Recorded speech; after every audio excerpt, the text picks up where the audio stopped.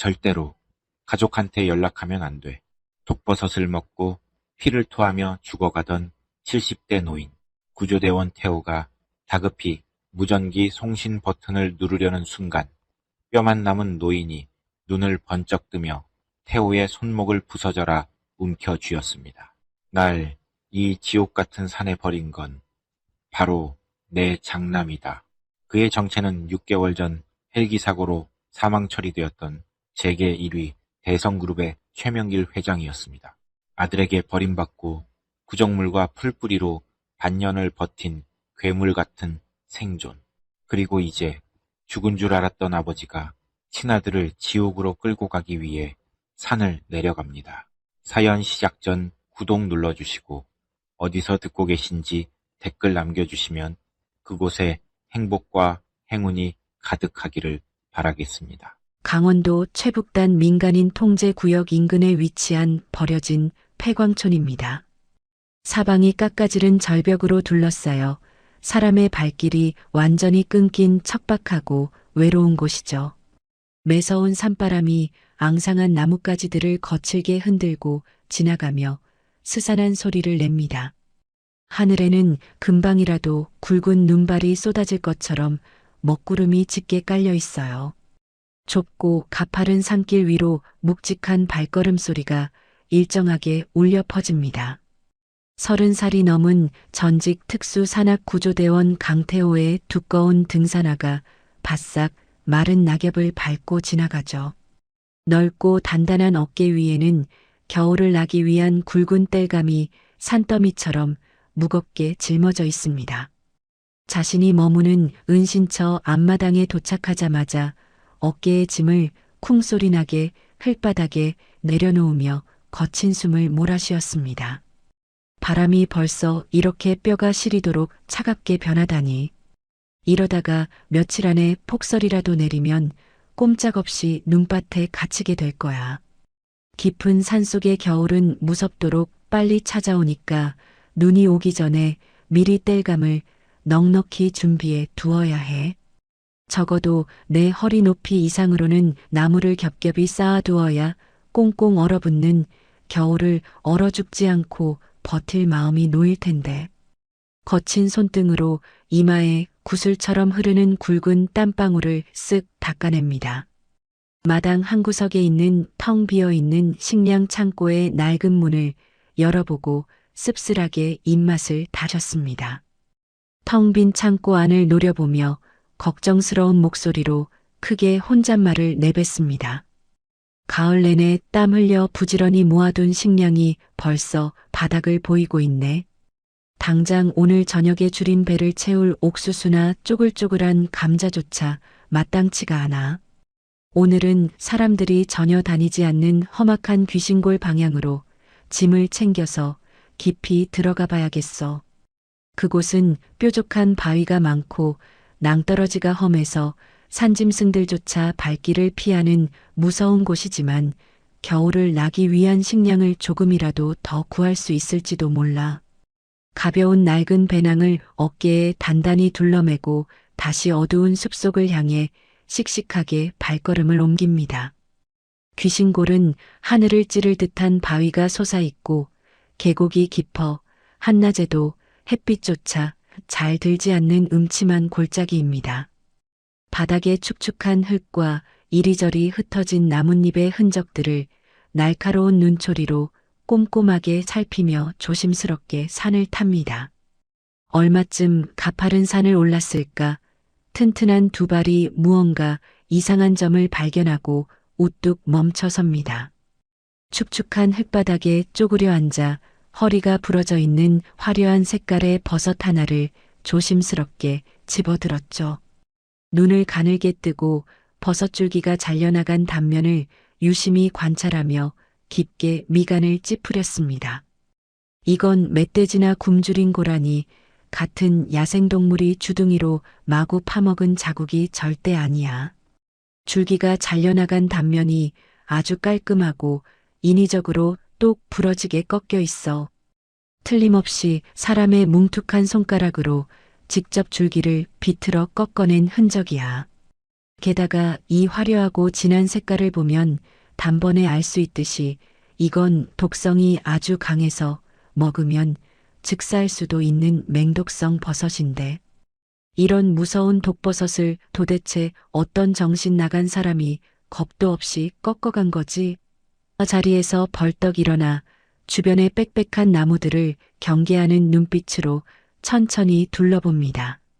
매서운 눈빛이 근처에 굵게 서 있는 커다란 참나무 기둥에 찰칵 멈췄습니다. 참나무로 성큼성큼 다가가 거칠게 벗겨져 나간 겉껍질을 손가락으로 쓸어내리며 고개를 갸웃거렸습니다. 나무 껍질을 억지로 벗겨내서 이빨로 씹어먹은 자국이 뚜렷하게 남아있어 산짐승이 날카로운 이빨로 마구 갉아먹은 짐승의 흔적과는 완전히 달라. 사람의 손톱이나 뾰족한 돌멩이 같은 도구로 거칠게 뜯어낸 모양새야. 배가 너무 고파서 나무 껍질 안쪽에 덜 딱딱한 부분이라도 씹어 삼키려고 발버둥을 쳤던 흔적이 분명해. 고개를 들어 참나무 위쪽의 무성한 가지를 쳐다보며 놀라움에 찬 목소리로 크게 말했습니다. 커다란 나뭇잎 여러 장을 겹겹이 엮어서 빗물을 모으는 장치까지 조잡하게나마 만들어 두었군.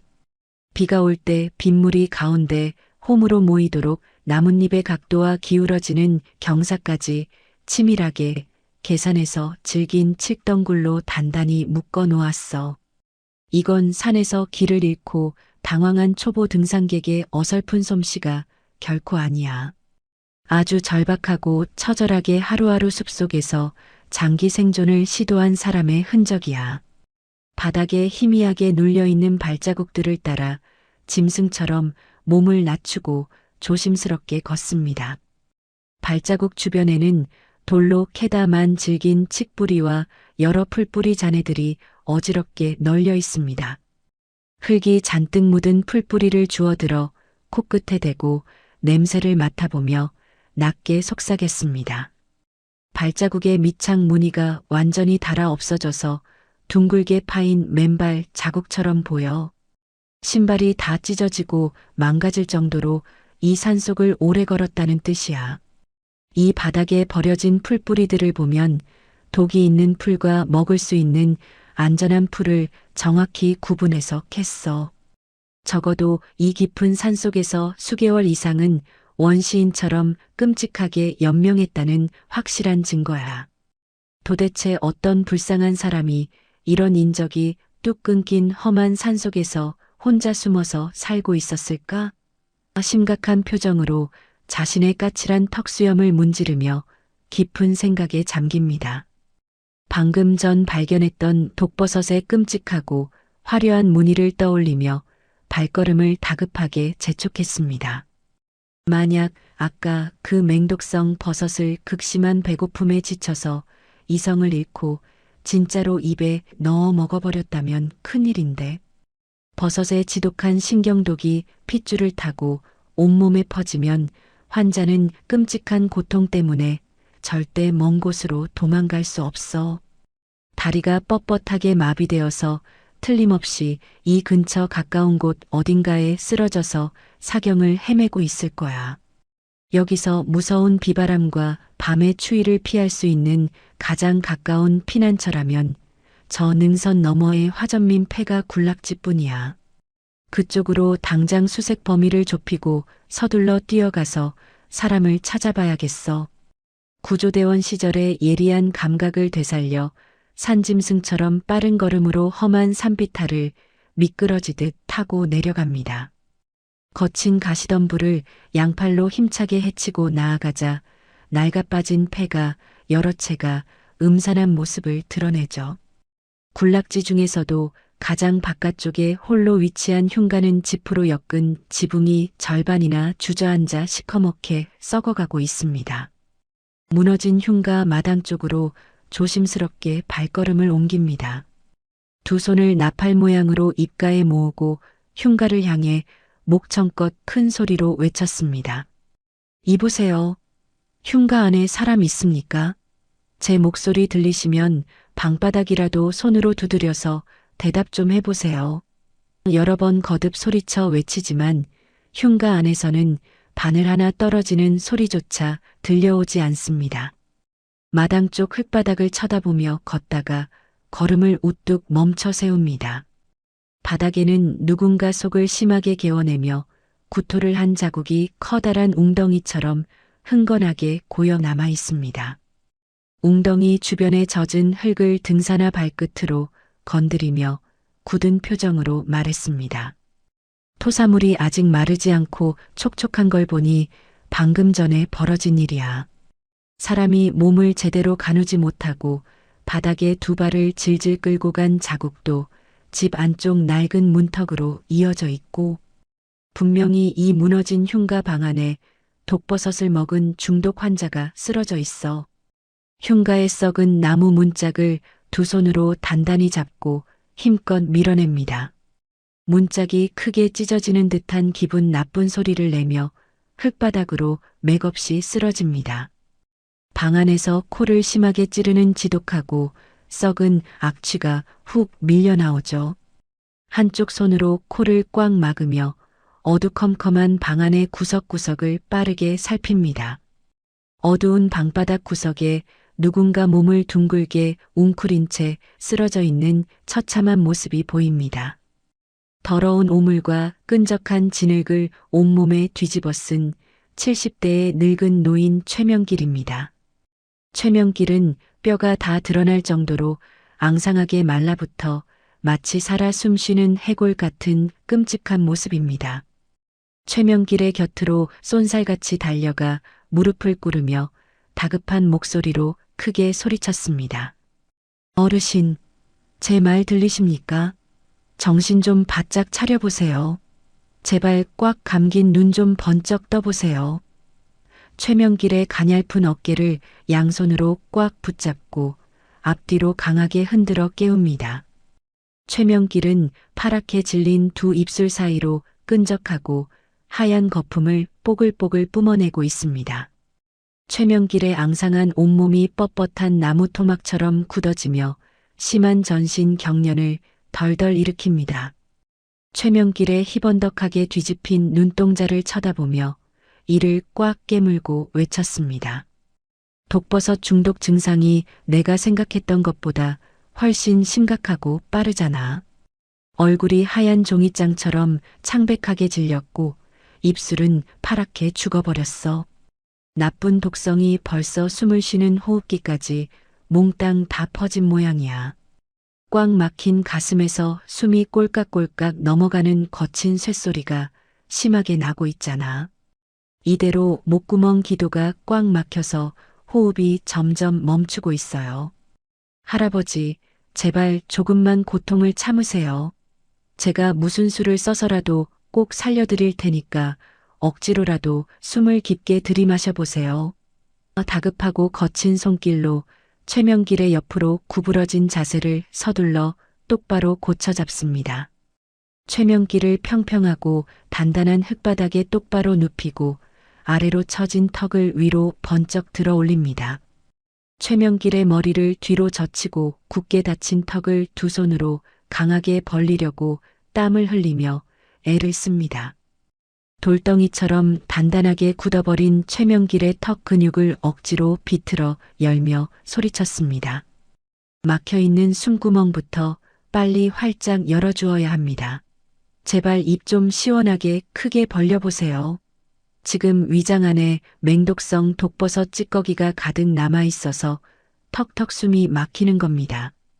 이걸 당장 입 밖으로 끄집어 빼내지 않으면 5분 안에 숨을 거두고 마십니다. 제가 억지로라도 토하게 만들 테니까 제 구조 손길을 믿고 뱉어내세요. 자신의 두꺼운 손가락을 최명길의 목구멍 깊숙한 곳까지 거침없이 쑥 집어넣습니다. 물리적인 강한 자극을 주어 억지로 구토를 유도하는 과격하지만 아주 확실한 응급처치를 시작하죠. 굵은 땀을 비 오듯 뚝뚝 흘리며 최명길의 목구멍을 찌르듯이 자극하며 다급하게 외쳤습니다. 생손가락이 목구멍으로 쑥 들어가면 헛구역질이 심하게 나고 눈물이 쏙 빠질 정도로 엄청나게 고통스러울 겁니다. 그래도 살려거든 무조건 눈을 질끈 감고 꾹 참으셔야 합니다.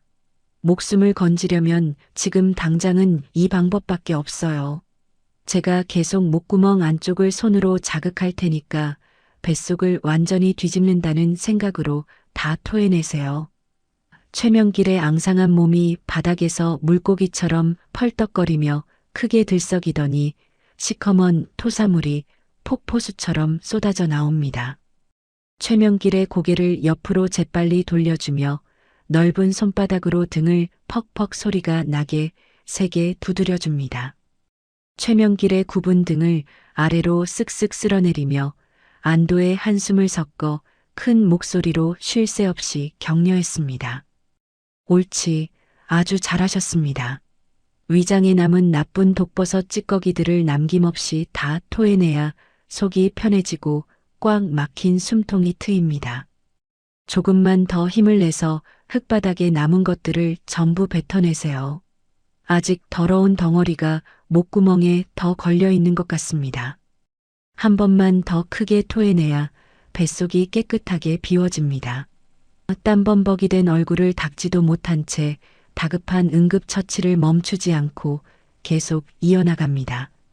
방 안에는 시큼하고 역겨운 악취가 더욱 심하게 진동하지만 그런 냄새 따위는 전혀 아랑곳하지 않습니다. 다시 한번 거친 손가락으로 최명길의 목구멍을 강하게 헤집으며 자극합니다.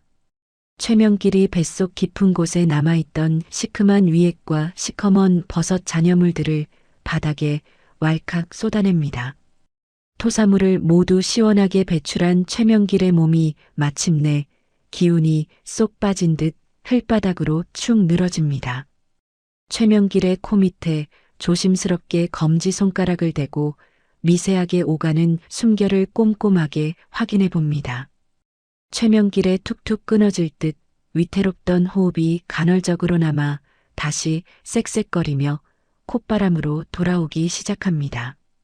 바닥에 주저앉아 안도의 깊은 한숨을 길게 내쉬며 이마에 맺힌 땀을 소매로 쓱 훔칩니다. 최명길의 창백하고 주름진 얼굴을 꼼꼼히 살피며 심각하게 굳은 목소리로 중얼거렸습니다. 휴, 다행히 일단 숨이 넘어가는 가장 급한 불은 껐습니다. 호흡이 다시 쌕쌕거리며 돌아왔으니 당장 눈앞에서 숨이 멎지는 않을 겁니다. 하지만 이건 급한 대로 막아놓은 임시 방편인 구급 처치일 뿐이에요. 여전히 할아버지의 약해진 몸속에는 치명적인 독성이 핏줄을 타고 넓게 퍼져 있을 겁니다. 당장 큰 병원 응급실로 모시고 가서 전문적인 기계로 뱃속을 깨끗하게 다 씻어내야 합니다. 몸의 독성을 없애는 좋은 해독 주사도 빨리 맞아야 확실하게 목숨을 건질 수 있어요. 핏줄을 타고 심장까지 독성이 빠르게 스며들고 있어서 1분 1초가 피 말리게 급합니다. 제가 무거운 할아버지를 등 뒤에 둘러엎고 이 험악한 산길을 뛰어내려가기에는 시간이 너무 촉박합니다. 이대로 덜덜거리며 업고 뛰다가는 숲을 벗어나기도 전에 길바닥에서 덜컥 돌아가시고 말 거예요. 무릎을 꿇은 채 자리에서 벌떡 일어나 자신의 허리춤을 두 손으로 바쁘게 더듬거립니다. 구조대원 시절부터 자신의 든든한 생명줄처럼 곁에 차고 다니던 무겁고 튼튼한 구조용 무전기를 꺼내 들었죠. 무전기의 전원 단추를 엄지손가락으로 꾹 누르며 파란 불빛이 선명하게 들어오는 것을 눈으로 확인합니다. 무전기의 긴 수신 안테나를 하늘을 향해 쭉 뽑아 올리며 다급하게 혼잣말을 쏟아냈습니다. 여기서 가장 가까운 강원도 소방본부 상황실로 당장 구조 헬리콥터를 요청해야겠어. 시간이 조금이라도 더 지체되면 이 불쌍한 할아버지는 영락없이 목숨을 잃고 말 테니까. 여기가 하필 군인들이 엄격하게 통제하는 구역 근처라서 헬리콥터가 진입하기가 무척 까다롭고 신분을 확인하는 절차가 복잡할 텐데. 그래도 사람 목숨이 당장 숨이 넘어가며 죽어가고 있다고 악을 써서라도 상황을 강력하게 전달해야지. 제발 이 깊은 산골짜기라도 통신망 주파수가 끊기지 않고 제대로 잡혀야 할 텐데. 송신 단추 위로 떨리는 손가락을 가져가며 무전기를 자신의 입가로 바싹 끌어당깁니다. 다급하게 송신 단추를 꾹 누르려던 손가락이 허공에서 흠칫하며 멈춰섭니다. 바닥에 축 늘어져 가쁜 숨을 헐떡이던 70대 노인이 갑자기 두 눈을 번쩍 떴기 때문입니다. 노인이 남은 젖먹던 힘까지 모두 쥐어짜내어 무전기를 쥐고 있는 손목을 덜덜 떨리며 강하게 움켜쥡니다. 앙상하게 뼈만 남은 소나기에서 도저히 죽어가는 사람이라고는 믿을 수 없을 만큼 섬뜩하고 강한 악력이 찌릿하게 전해지죠. 깜짝 놀라며 두 눈을 동그랗게 뜨고 다급한 목소리로 크게 소리쳤습니다. 어르신, 갑자기 눈은 왜 뜨고 이러십니까? 힘을 억지로 쓰시면 안 됩니다. 제가 당장 소방서 상황실에 연락해서 구조 헬리콥터를 불러올 테니까 제발 손목 좀 놔보세요. 당장 큰 병원 응급실에 가서 치료를 받아야만 살 수 있다고요. 노인이 파랗게 질린 입술을 달달 떨며 피 묻은 손으로 옷깃을 잡고 힘겹게 몸을 위로 당깁니다. 귀를 썩은 냄새가 진동하는 입가로 바싹 끌어당기며 갈라진 쇳소리로 처절하게 속삭였습니다. 절대로 가족한테 연락하면 안 돼.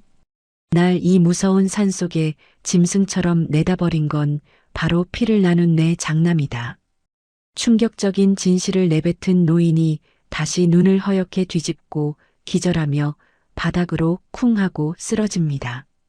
그 짧고 무서운 문장이 귓가에 천둥 번개처럼 무섭고 날카롭게 내리꽂힙니다. 충격에 휩싸여 멍한 표정으로 그 자리에 굳어버린 채 멈춰섰다가 이내 송신 단추에서 땀찬 손가락을 천천히 뗍니다. 파란 불빛이 다급하게 깜빡이던 무전기의 전원 단추를 꾹 눌러 외부와의 통신을 완전히 차단해버리죠. 굳은 표정으로 바닥에 엎어져 쓰러진 노인의 얼굴을 내려다보며 기가 막힌다는 듯이 크게 혼잣말을 쏟아냈습니다. 친아들이 늙은 친아버지를 이 깊고 험악한 귀신골 산속에 버렸다고? 가만히 있어보자. 아까부터 이 주름진 얼굴이 어딘가 낯이 많이 익은데. 그래, 6개월 전에 라디오 뉴스에서 헬기 추락 사고로 산산조각이 나서 실종되었다고 온 나라가 떠들썩했던 대성그룹 최명길 회장이 분명해. 세상 사람들은 모두 돈 많은 재벌 회장이 죽은 줄 알고 눈물을 흘리며 성대하게 장례식까지 치렀는데 이 끔찍한 흉가 구석에서 독버섯을 씹어먹으며 원시인처럼 살아남았던 거야. 만약 내가 지금 경찰이나 119 구조대에 연락해서 최명길이 살아있다는 사실이 세상에 알려지면 어떻게 될까? 아버지를 죽은 사람으로 만들고 그룹을 차지한 그 장남 귀에 소식이 당장 들어가겠지.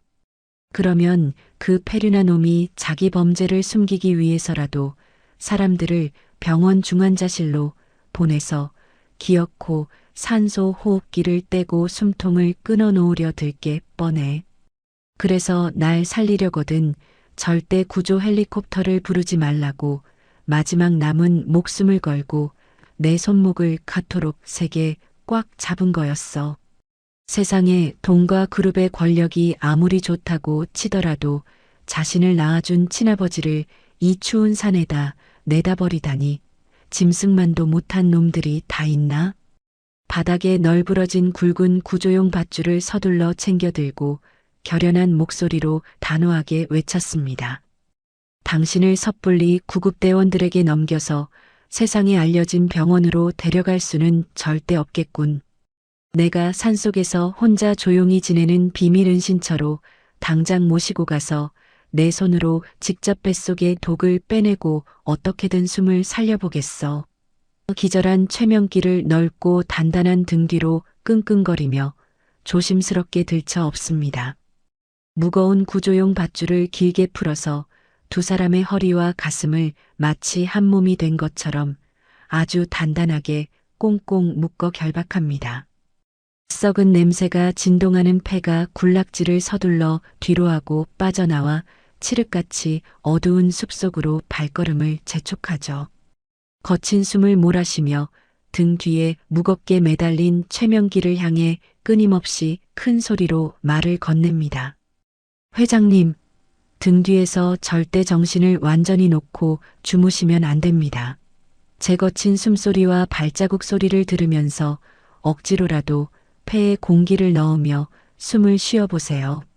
일반 사람들은 쳐다만 봐도 오금이 저려서 절대로 올 수 없는 아주 험한 수직 암벽을 타고 올라갈 겁니다. 내가 머무는 곳은 산짐승도 냄새를 못 맡는 낭떠러지 절벽이 동굴이니까 거기로 무사히 들어가기만 하면 아무리 아들놈이 보낸 사람들이 산을 뒤져도 절대 우리를 찾지 못할 겁니다.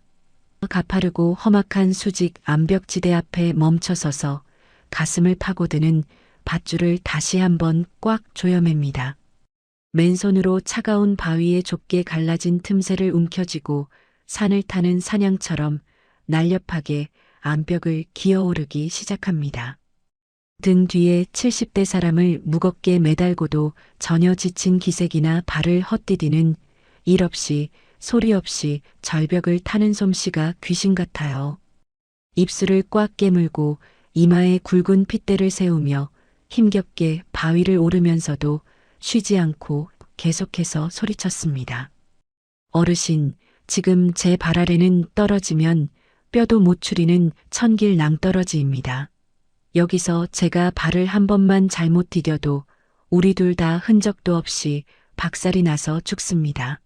그러니까 제발 제 등에 딱 붙어서 무게중심을 맞춰주시고 제발 조금만 더 버티세요.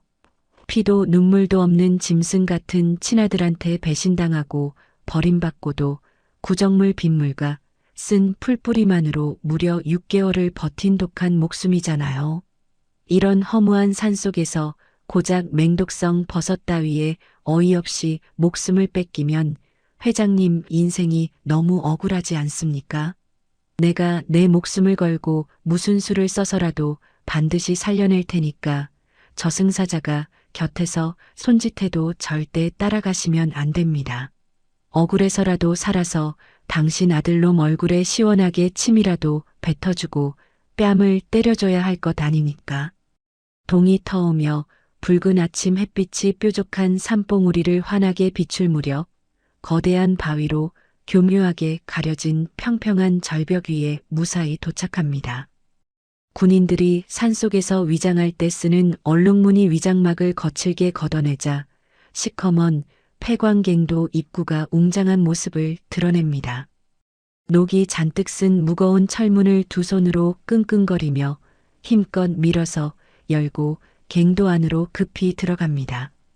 바깥에 매서운 칼바람이 완벽하게 차단된 안전구역의 따뜻한 간이침대 위에 최명기를 조심스럽게 내려놓고 눕힙니다. 갱도 한 구석에 가지런히 잘 비치해둔 커다란 대형 구급함을 열고 여러 가지 구조 장비들을 바닥에 와르르 쏟아냅니다. 전문적인 의료기구와 맑은 해독약품들을 재빨리 꺼내들고 이마의 땀을 소매로 닦아내며 헐떡이는 목소리로 소리쳤습니다. 진짜 하얀 가운을 입은 의사가 있는 큰 병원에는 못 가지만 이 깊은 동굴 안에는 웬만한 응급실 못지않은 훌륭한 장비들이 다 있습니다. 지금부터 회장님 뱃속에 고여있는 나쁜 독버섯물을 완전히 씻어낼 겁니다. 생사를 찢는 것처럼 눈물이 쏙 빠지게 많이 고통스럽겠지만 어금니 꽉 깨물고 죽기 살기로 꾹 참으셔야 합니다. 길고 투명한 굵은 의료용 고무줄을 최명길의 콧구멍을 통해 위장 깊숙한 곳까지 피가 나지 않게 조심스럽게 쑥 밀어넣습니다. 고통에 얼굴을 일그러뜨리며 캑캑 기침을 해대는 최명길의 앙상한 어깨를 꽉 누르며 다급하게 외쳤습니다. 이 콧구멍 고무줄을 통해서 맑은 물과 해독약을 뱃속으로 쉴 새 없이 계속 흘려보낼 겁니다. 그렇게 해서 위장벽에 지독하게 들러붙어 있는 남은 독버섯 찌꺼기를 빠짐없이 밖으로 전부 씻어낼 거예요. 구역질이 심하게 나고 오장육부를 다 토할 것 같아도 뱃속이 깨끗해질 때까지 무조건 버티셔야 합니다. 저도 예전에 구조대원 훈련 받을 때 이 호스를 코에 꽂아봐서 얼마나 끔찍하게 아픈지 잘 압니다. 투명한 고무줄을 통해 시커멓고 악취가 지독하게 나는 독수가 끊임없이 밖으로 흘러나와 커다란 통에 가득 담깁니다. 몸속의 잔여 독성을 2시간에 걸쳐 완전히 씻어낸 뒤에 맑은 영양제 물이 가득 찬 수액 주머니를 꺼내어 뾰족한 바늘을 찌릅니다. 수액이 핏줄을 타고 한 방울씩 똑똑 떨어지며 들어가도록 팔뚝에 바늘을 반창고로 단단히 고정하고 안도의 한숨을 아주 길게 내쉬었습니다.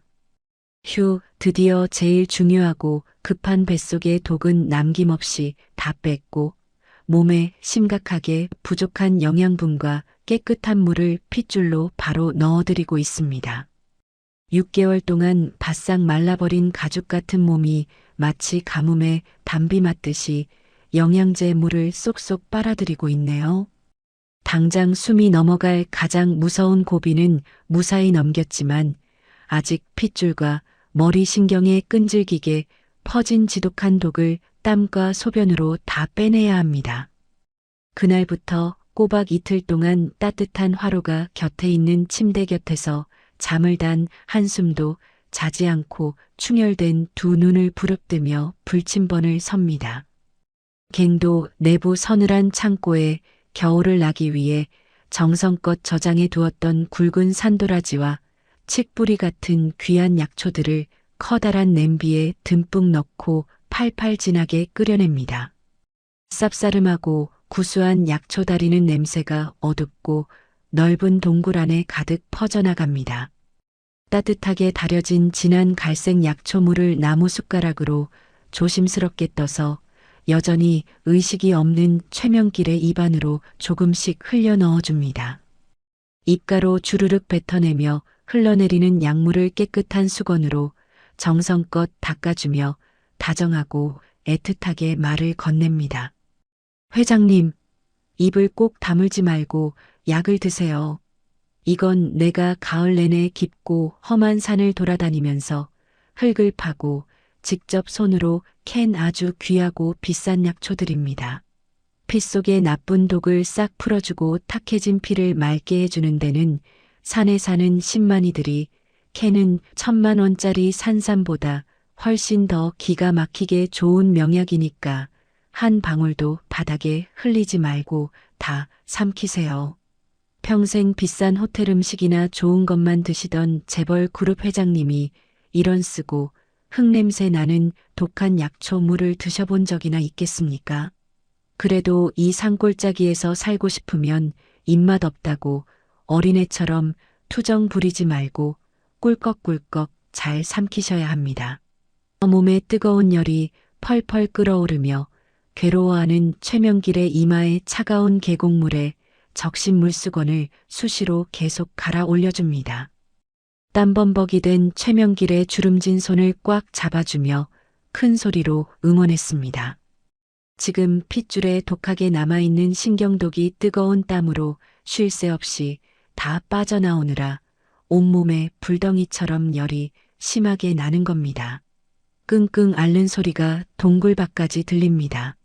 하지만 이것만 꾹 참고 잘 이겨내면 다시 온전하게 두 눈을 뜰 수 있어요.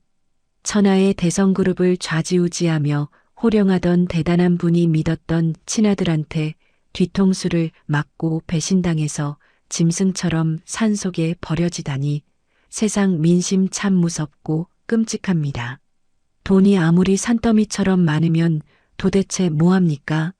제 피부치인 자식이 원수보다 못한 피도 눈물도 없는 짐승인데 내가 그 짐승만도 못한 패류나 아들놈을 생각해서라도 당신을 내 손으로 꼭 살려내고 말 겁니다. 내일 아침이면 반드시 눈을 뜨세요. 이틀 내내 지독한 해독 치료를 병행하며 지극정성으로 밤낮을 가리지 않고 땀을 흘리며 돌보는 수고를 전혀 아끼지 않죠. 마침내 3일째 되는 맑은 아침 햇살이 동굴 틈새로 밝아옵니다. 이틀 밤낮을 덜덜 떨며 끔찍한 경련을 일으키며 이불을 차내던 최명길의 앙상한 몸이 마침내 거짓말처럼 고요하게 잠잠해집니다. 온몸에서 지독하게 빠져나간 독성 때문에 시커멓게 죽어있던 푸르스름한 피부색이 점차 따뜻한 사람의 혈색으로 보기 좋게 돌아오기 시작하죠. 침대 곁 낡은 의자에 앉아 밀려오는 피곤함에 꾸벅꾸벅 깊이 졸고 있던 찰나 침대 위에서 두꺼운 이불이 부스럭거리는 소리가 크게 들려옵니다. 깜짝 놀라 졸린 고개를 획 들어보니 최명길이 온전한 의식을 완벽하게 회복하고 두 눈을 선명하게 번쩍 뜨고 있습니다. 최명길이 마른 기침을 캑캑 뱉어내며 파들거리는 두 팔로 침대 바닥을 짚고 천천히 상체를 일으켜 세웁니다. 환하게 웃으며 자리에서 벌떡 일어나 감격스러운 목소리로 동굴이 떠나가라 크게 소리쳤습니다. 회장님, 드디어 온전하게 정신이 돌아오셨군요. 3일 밤낮을 생사를 끔찍하게 오가며 사경을 헤매시더니 기어코 그 지독한 독을 다 이겨내고 스스로 살아나셨습니다. 동굴 안의 낡은 화로에서 굵은 장작이 시뻘겋게 타들어가며 따뜻한 온기를 뿜어냅니다.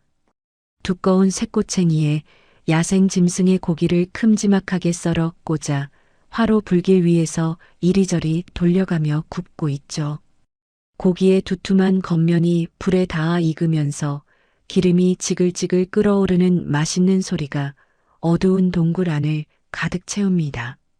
고기 굽는 고소한 냄새가 진동하자 3일 동안 사경을 헤매다 깨어난 노인의 배에서 천둥 같은 꼬르륵 소리가 크게 울려 퍼집니다. 아직 핏기가 채 가시지도 않아 붉은 물이 뚝뚝 떨어지는 뜨거운 고기 덩어리를 쇠꼬챙이째로 불쑥 내밀었습니다. 최명길이 핏물이 뚝뚝 떨어지는 뜨거운 고기 덩어리를 두 손으로 덥석 움켜잡습니다. 짐승처럼 날카로운 이빨로 질긴 고기를 거칠게 찢어 삼키며 씹지도 않고 개걸스럽게 목구멍으로 넘겼습니다.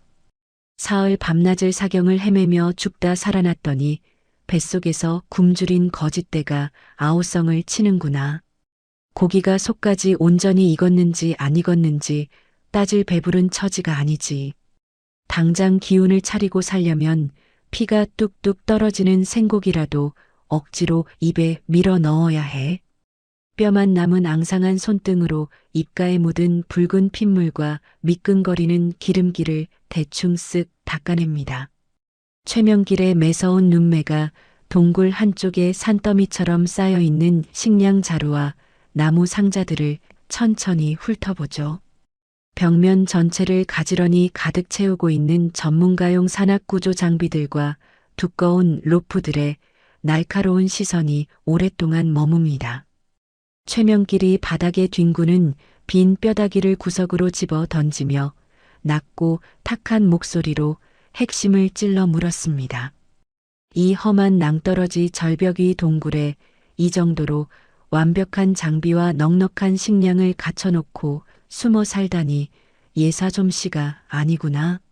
너처럼 젊고 신체 건강한 구조대원이 사람들을 피해서 산짐승처럼 깊은 산속에 틀어박혀 지내는 걸 보니 세상 사람들에게 아주 큰 배신을 당하고 도망쳐 온 모양이구나. 내 눈빛을 보니 억울한 사연이 가슴속에 시커멓게 썩어 문드러진 놈이라는 걸 단번에 알겠다. 강철 쇠고리와 구조용 밧줄을 반듯하게 정리하던 손길을 우뚝 멈추고 고개를 획 돌려 빤히 바라봅니다.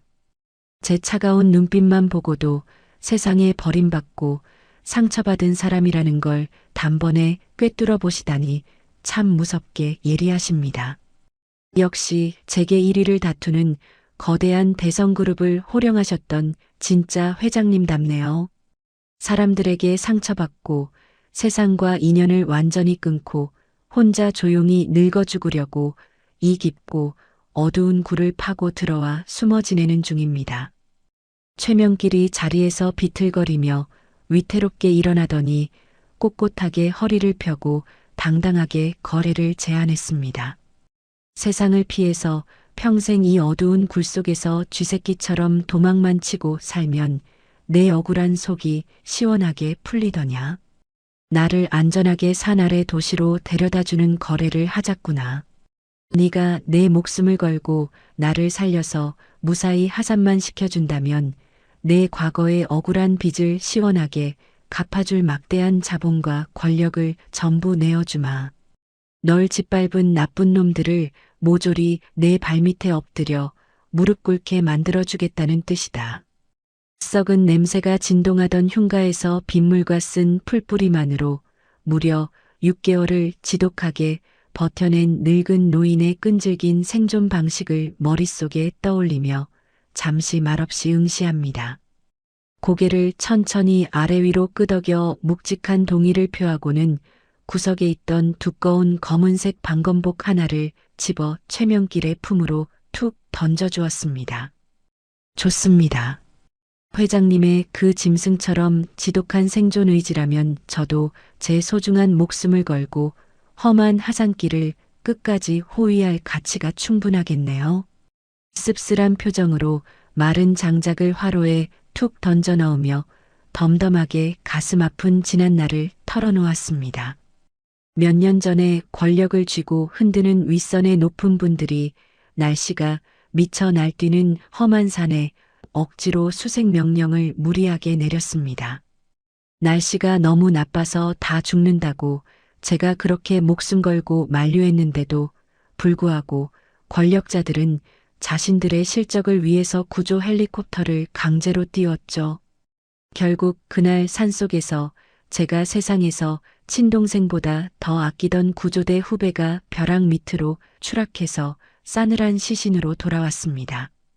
윗선 놈들은 자기들 책임을 피하려고 모든 잘못을 불쌍하게 죽은 후배의 실수로 비겁하게 덮어씌웠고 저는 그 역겨운 세상의 부조리에 헛구역질이 나서 사람들을 피해 이웃숲으로 들어왔습니다. 최명길이 차가운 돌벽에 앙상한 등을 기대고 앉아 감정이 완전히 메마른 건조한 목소리로 자신의 사건을 털어놓았습니다. 내 장남 최도진 그 배은망덕한 페류나 놈이 그룹의 모든 돈과 권력을 혼자 독차지하려고 사람들을 시켜 친아비인 날 납치했다. 나를 독한 수면제로 재운 뒤에 이 귀신도 안 나오는 험한 낭떠러지 산속에 쓰레기처럼 내다버렸지. 세상 사람들에게는 내가 헬리콥터 추락 사고로 산산조각이 나서 죽었다고 가짜 뉴스를 뻔뻔하게 퍼뜨려 놓았을 거다. 지금쯤 지놈이 번듯한 양복을 입고 내 회장 자리에 앉을 준비를 하며 샴페인을 터뜨리고 있겠지.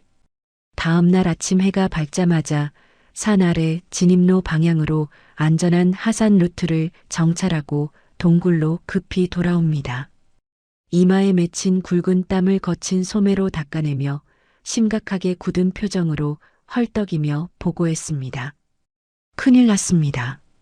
우리가 걸어서 산 아래로 내려가는 입구 쪽 길이 완전히 꽉 막혀버렸어요. 커다란 노란색 굴삭기 여러 대가 굉음을 내며 진입로 흙을 파뒤집고 있습니다. 게다가 머리부터 발끝까지 똑같은 검은색 전술복을 맞춰 입은 무서운 사설 용병놈들이 떼거지로 몰려와서 커다란 베이스 캠프 텐트를 치고 진을 치고 있습니다. 무전기에 번쩍이는 총과 방검복으로 무장한 걸 눈으로 직접 확인했으니 놈들은 단순한 철거 공사 인부들이 절대 아닙니다. 최명길이 주름진 이마를 짚으며 날카롭게 돌아가는 상황을 꿰뚫어보고 차갑게 내뱉었습니다. 최도진 그 독사 같은 놈이 내가 산속에서 굶어 죽지 않고 어떻게든 살아있을지도 모른다고 의심한 게 틀림없어. 회장 취임식을 열고 대성그룹 장악을 최종적으로 완벽하게 끝내기 전에 이 산에 남은 내 흔적을 먼지 하나 없이 깨끗하게 지우려는 수작이다. 겉으로는 낡은 리조트 재개발 공사를 한다는 그럴듯한 핑계를 내세우면서 속으로는 무장한 사설 용병 철거반을 밀어 넣어 산 전체를 싹 다 갈아엎으려는 무서운 속셈이지. 내가 남긴 뼈 한 조각이라도 굴삭기로 부숴서 흔적을 지우겠다는 뜻이야. 두 사람은 용병들의 무자비한 숲속 수색에 대비하기 위해 서둘러 갱도 주변의 보안 상태를 철저하게 점검하기 시작합니다. 어두운 갱도 출입구 쪽으로 커다랗고 육중한 통나무 여러 개를 끙끙거리며 굴려왔죠. 튼튼한 구조용 밧줄과 쇠로 된 둥근 도르래를 통나무 양끝에 복잡하게 엮어 천장에 단단히 매달며 땀을 뻘뻘 흘립니다. 천장에 매달린 통나무를 손가락으로 가리키며 든든한 목소리로 설명했습니다. 출입구 앞 땅바닥에 깔린 얇은 줄을 발로 잘못 밟으면 저 육중한 통나무들이 천장에서 한꺼번에 무자비하게 쏟아져 내리는 물리적인 낙하 함정입니다. 총을 든 무식한 용병놈들이 떼거리로 몰려와도 이 함정만 건드리면 뼈도 못 추리고 납작하게 깔리게 될 아주 튼튼한 1차 방어선이죠. 화약이나 폭탄 없이 순수하게 산악 장비만으로 만든 거라 놈들이 탐지 기계로도 절대 눈치채지 못할 겁니다. 함정 설치를 무사히 마친 뒤 동굴 안쪽의 넓은 공터로 최명길을 데리고 갑니다. 험악한 산악 지형에서 적의 매서운 눈을 피해 살아남는 은폐 기술과 비상시 절벽을 타기 위한 매듭 묶는 법을 직접 몸으로 보여주기 시작하죠. 두꺼운 로프를 양손으로 능숙하게 비틀고 엮어 튼튼한 매듭을 묶으며 큰 소리로 가르쳤습니다. 적들에게 바싹 쫓길 때는 주변의 바위와 흙 색깔에 맞춰서 몸을 둥글게 말고 숨소리조차 죽이는 은폐술이 가장 중요합니다. 그리고 이 매듭은 낭떠러지에서 급하게 밧줄을 타고 뛰어내릴 때 사람의 체중이 실려도 절대 풀리지 않는 튼튼한 생명줄 매듭입니다. 제가 지금 양손으로 묶는 손동작을 두 눈으로 똑똑히 보시고 몸이 완벽하게 기억할 때까지 계속 따라하세요.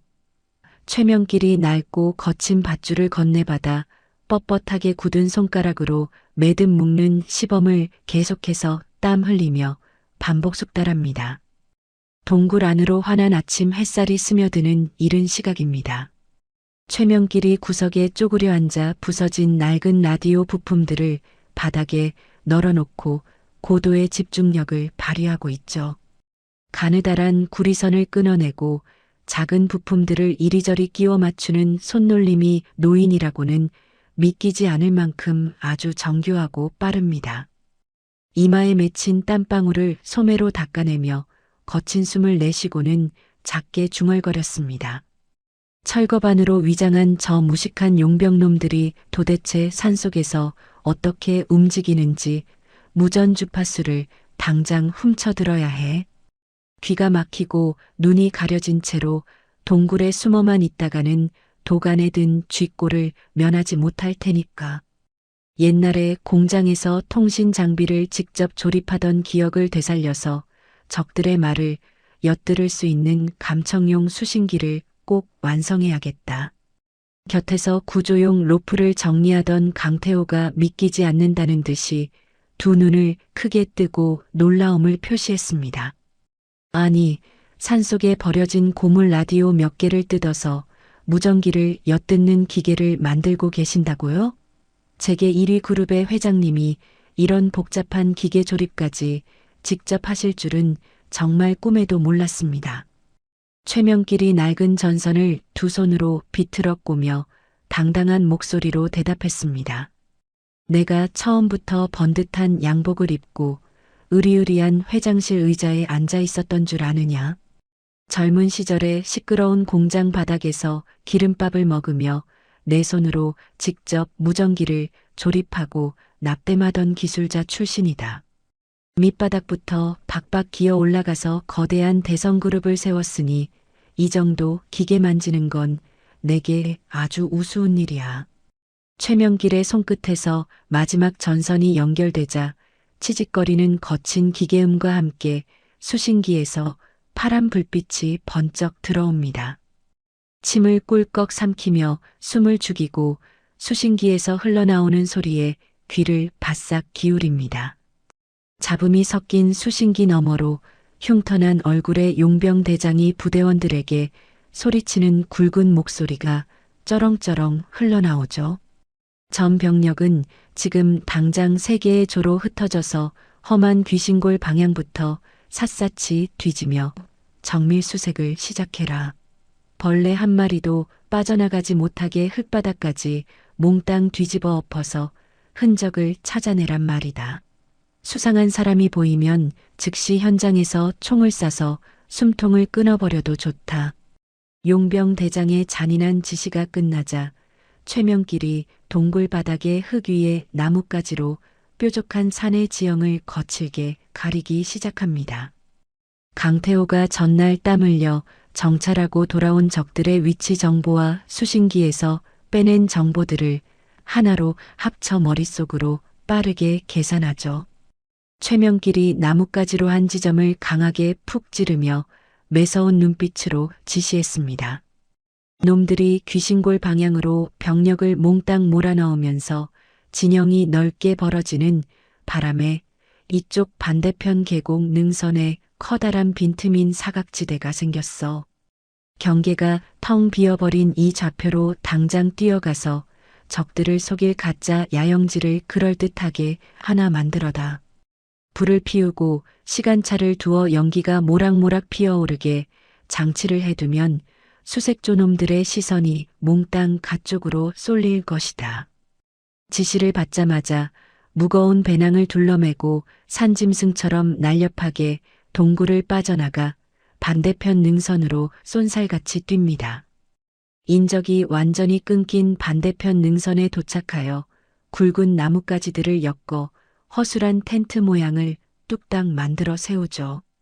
주변에 굴러다니는 마른 풀과 장작을 모아 불을 붙인 뒤 젖은 나뭇잎을 잔뜩 덮어 연기가 늦게 피어오르도록 시간차 발화장치를 교묘하게 설치합니다. 임무를 마치고 동굴로 급히 돌아와 숨을 헐떡이며 튼튼한 구조용 로프와 강철 카라비너 고리들을 꼼꼼하게 닫고 손질하며 다음 단계를 준비합니다. 조용한 동굴 안에 켜둔 감청용 수신기에서 다급한 용병의 목소리가 크게 울려 퍼집니다. 대장님, 반대편 능선 바위 뒤쪽에서 사람의 흔적과 하얀 연기가 피어오르는 것을 방금 확인했습니다. 저희 수색조가 당장 연기가 나는 가짜 야영지 쪽으로 기동 방향을 틀어서 덮치겠습니다.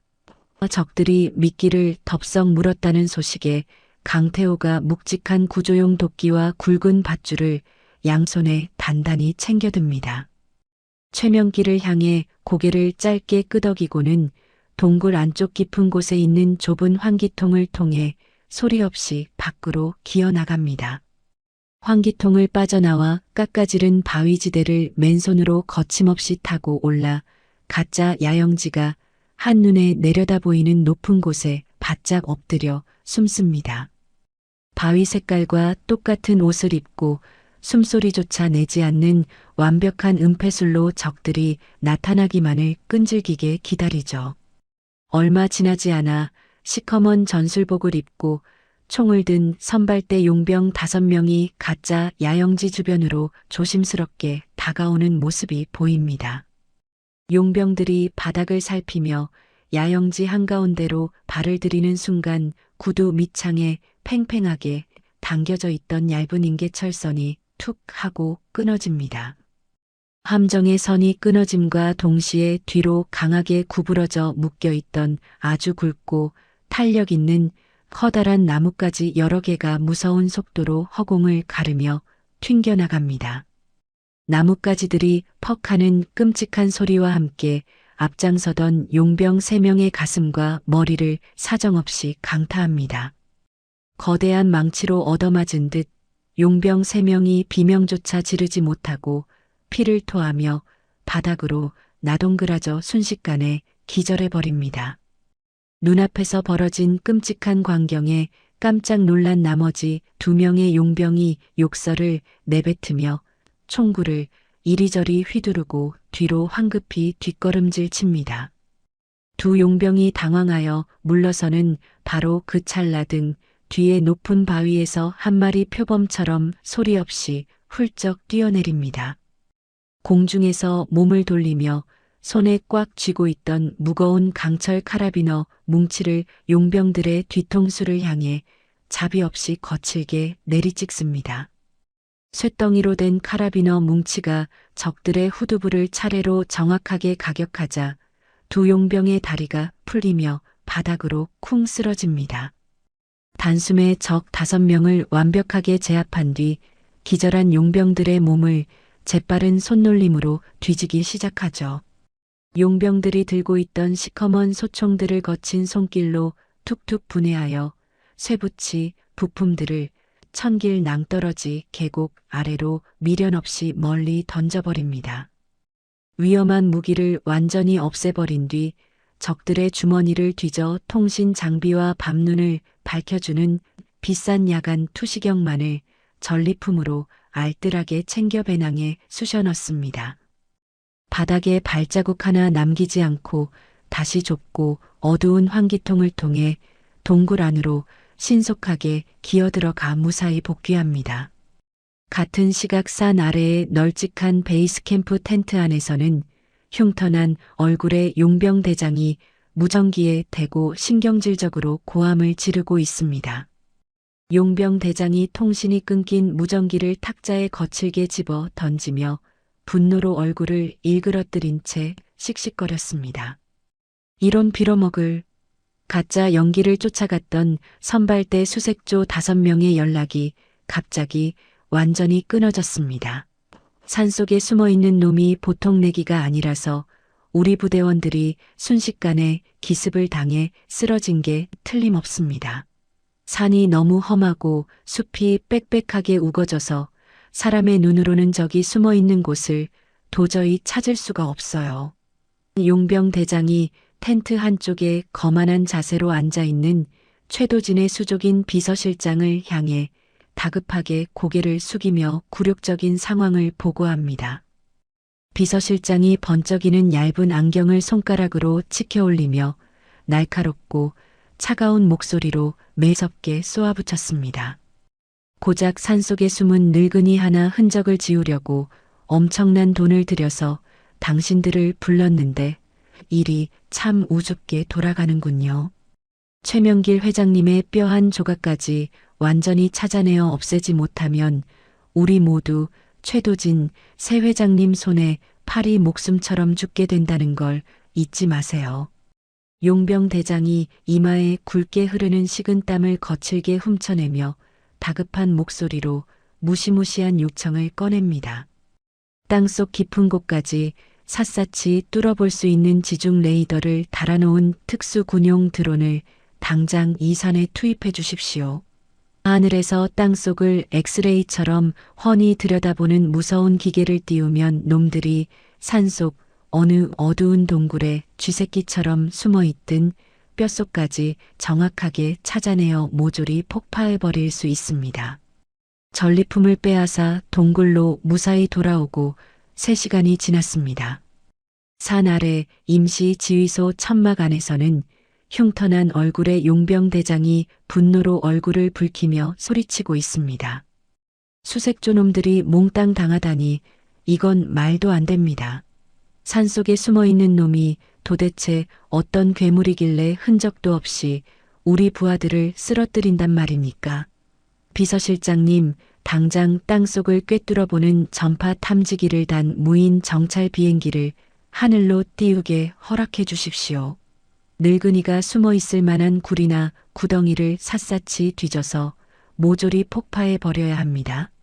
비서실장이 번쩍이는 얇은 안경을 치켜 올리며 차가운 얼굴로 고개를 끄덕이며 대답했습니다. 좋습니다. 새로운 회장님 취임식이 코앞으로 다가왔는데 죽은 줄 알았던 늙은이가 살아있다는 끔찍한 소문이 돌면 아주 곤란하죠. 하늘에 정찰 비행기를 띄워서라도 그 늙은이의 뼈 한 조각까지 완벽하게 찾아내어 가루로 만들어버리세요. 용병 대장이 악에 받친 목소리로 무전기에 대고 핏대를 세우며 크게 소리쳤습니다. 당장 정찰 비행기를 띄워서 산 전체를 엑스레이 찍듯이 샅샅이 훑어라. 개미 새끼 한 마리 빠져나가지 못하게 흙바닥 및 텅 빈 공간까지 탈탈 털어서 사람 흔적을 찾아내란 말이다. 윙윙거리는 날카로운 기계 모터 소리와 함께 거대한 군용 정찰 비행기가 하늘로 높이 솟아오릅니다. 정찰 비행기가 험한 산봉우리를 빙글빙글 돌며 땅속 깊은 곳에 뼈대 모양을 입체적으로 샅샅이 탐색하기 시작하죠. 같은 시각 어두운 동굴 안에서는 강태호가 적으로부터 빼앗은 전리품들을 바닥에 늘어놓고 하나씩 분류하고 있습니다. 밤눈을 밝혀주는 투시 안경과 통신 기계들을 챙기던 강태호의 굵은 손길이 갑자기 허공에서 우뚝 멈춥니다. 강태호가 좁은 환기통 구멍 쪽으로 고개를 돌리고 두 귀를 쫑긋 세우며 다급하게 속삭였습니다. 회장님, 바깥에서 아주 작지만 기분 나쁘게 윙윙거리는 기계 모터 소리가 들립니다. 숲속의 벌레 소리나 커다란 헬리콥터 소리가 절대 아니에요. 날개가 여러 개 달린 아주 정밀한 무인 정찰 비행기가 우리 동굴 바로 위를 빙빙 날아다니는 소리가 분명합니다. 강태호가 자리에서 벌떡 일어나 화로에 타오르던 시뻘건 불씨에 찬물을 확 부어 완전히 꺼버립니다. 동굴 안을 밝히던 전등의 전원선을 모조리 뽑아버리며 칠흑 같은 어둠 속에서 크게 외쳤습니다. 적들이 허공에서 뜨거운 열기나 전기를 탐지할지도 모릅니다. 동굴 안의 모든 전기를 당장 차단하고 열기를 완전히 없애야 살 수 있어요. 숨소리조차 밖으로 새어나가지 않게 입을 두 손으로 꼭 막고 차가운 바닥에 바짝 엎드리세요. 최명길이 차가운 돌바닥에 납작 엎드리며 억눌린 목소리로 분노를 터뜨렸습니다. 내 장남 도진이 그 독사 같은 페르나 놈이 기어코 땅속까지 훤히 들여다보는 무서운 기계를 산에 띄운 모양이구나. 전기를 끄고 불을 꺼도 아무 소용없어. 놈들이 띄운 무서운 기계는 흙과 두꺼운 바위를 뚫고 땅속의 빈 공간과 인공적인 기둥 모양을 화면에 뼈대처럼 그대로 그려내는 아주 지독한 물건이란 말이다.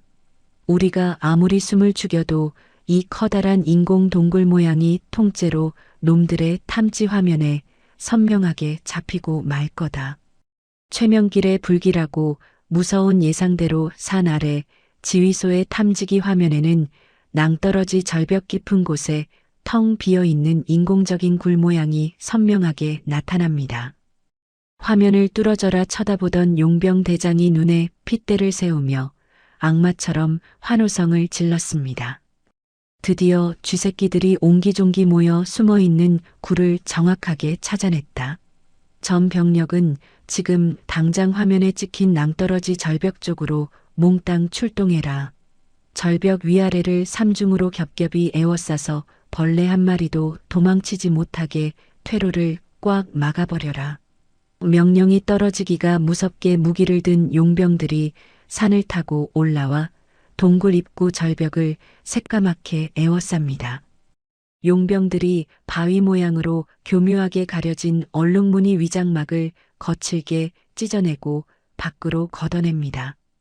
굳게 닫힌 무거운 쇠문짝을 커다란 쇠망치와 파괴 장비로 사정없이 두드려 부수고 우당탕 뜯어내버리죠. 용병 대장이 뜯겨나간 동굴 입구를 향해 손가락을 휘두르며 잔인하게 윽박질렀습니다.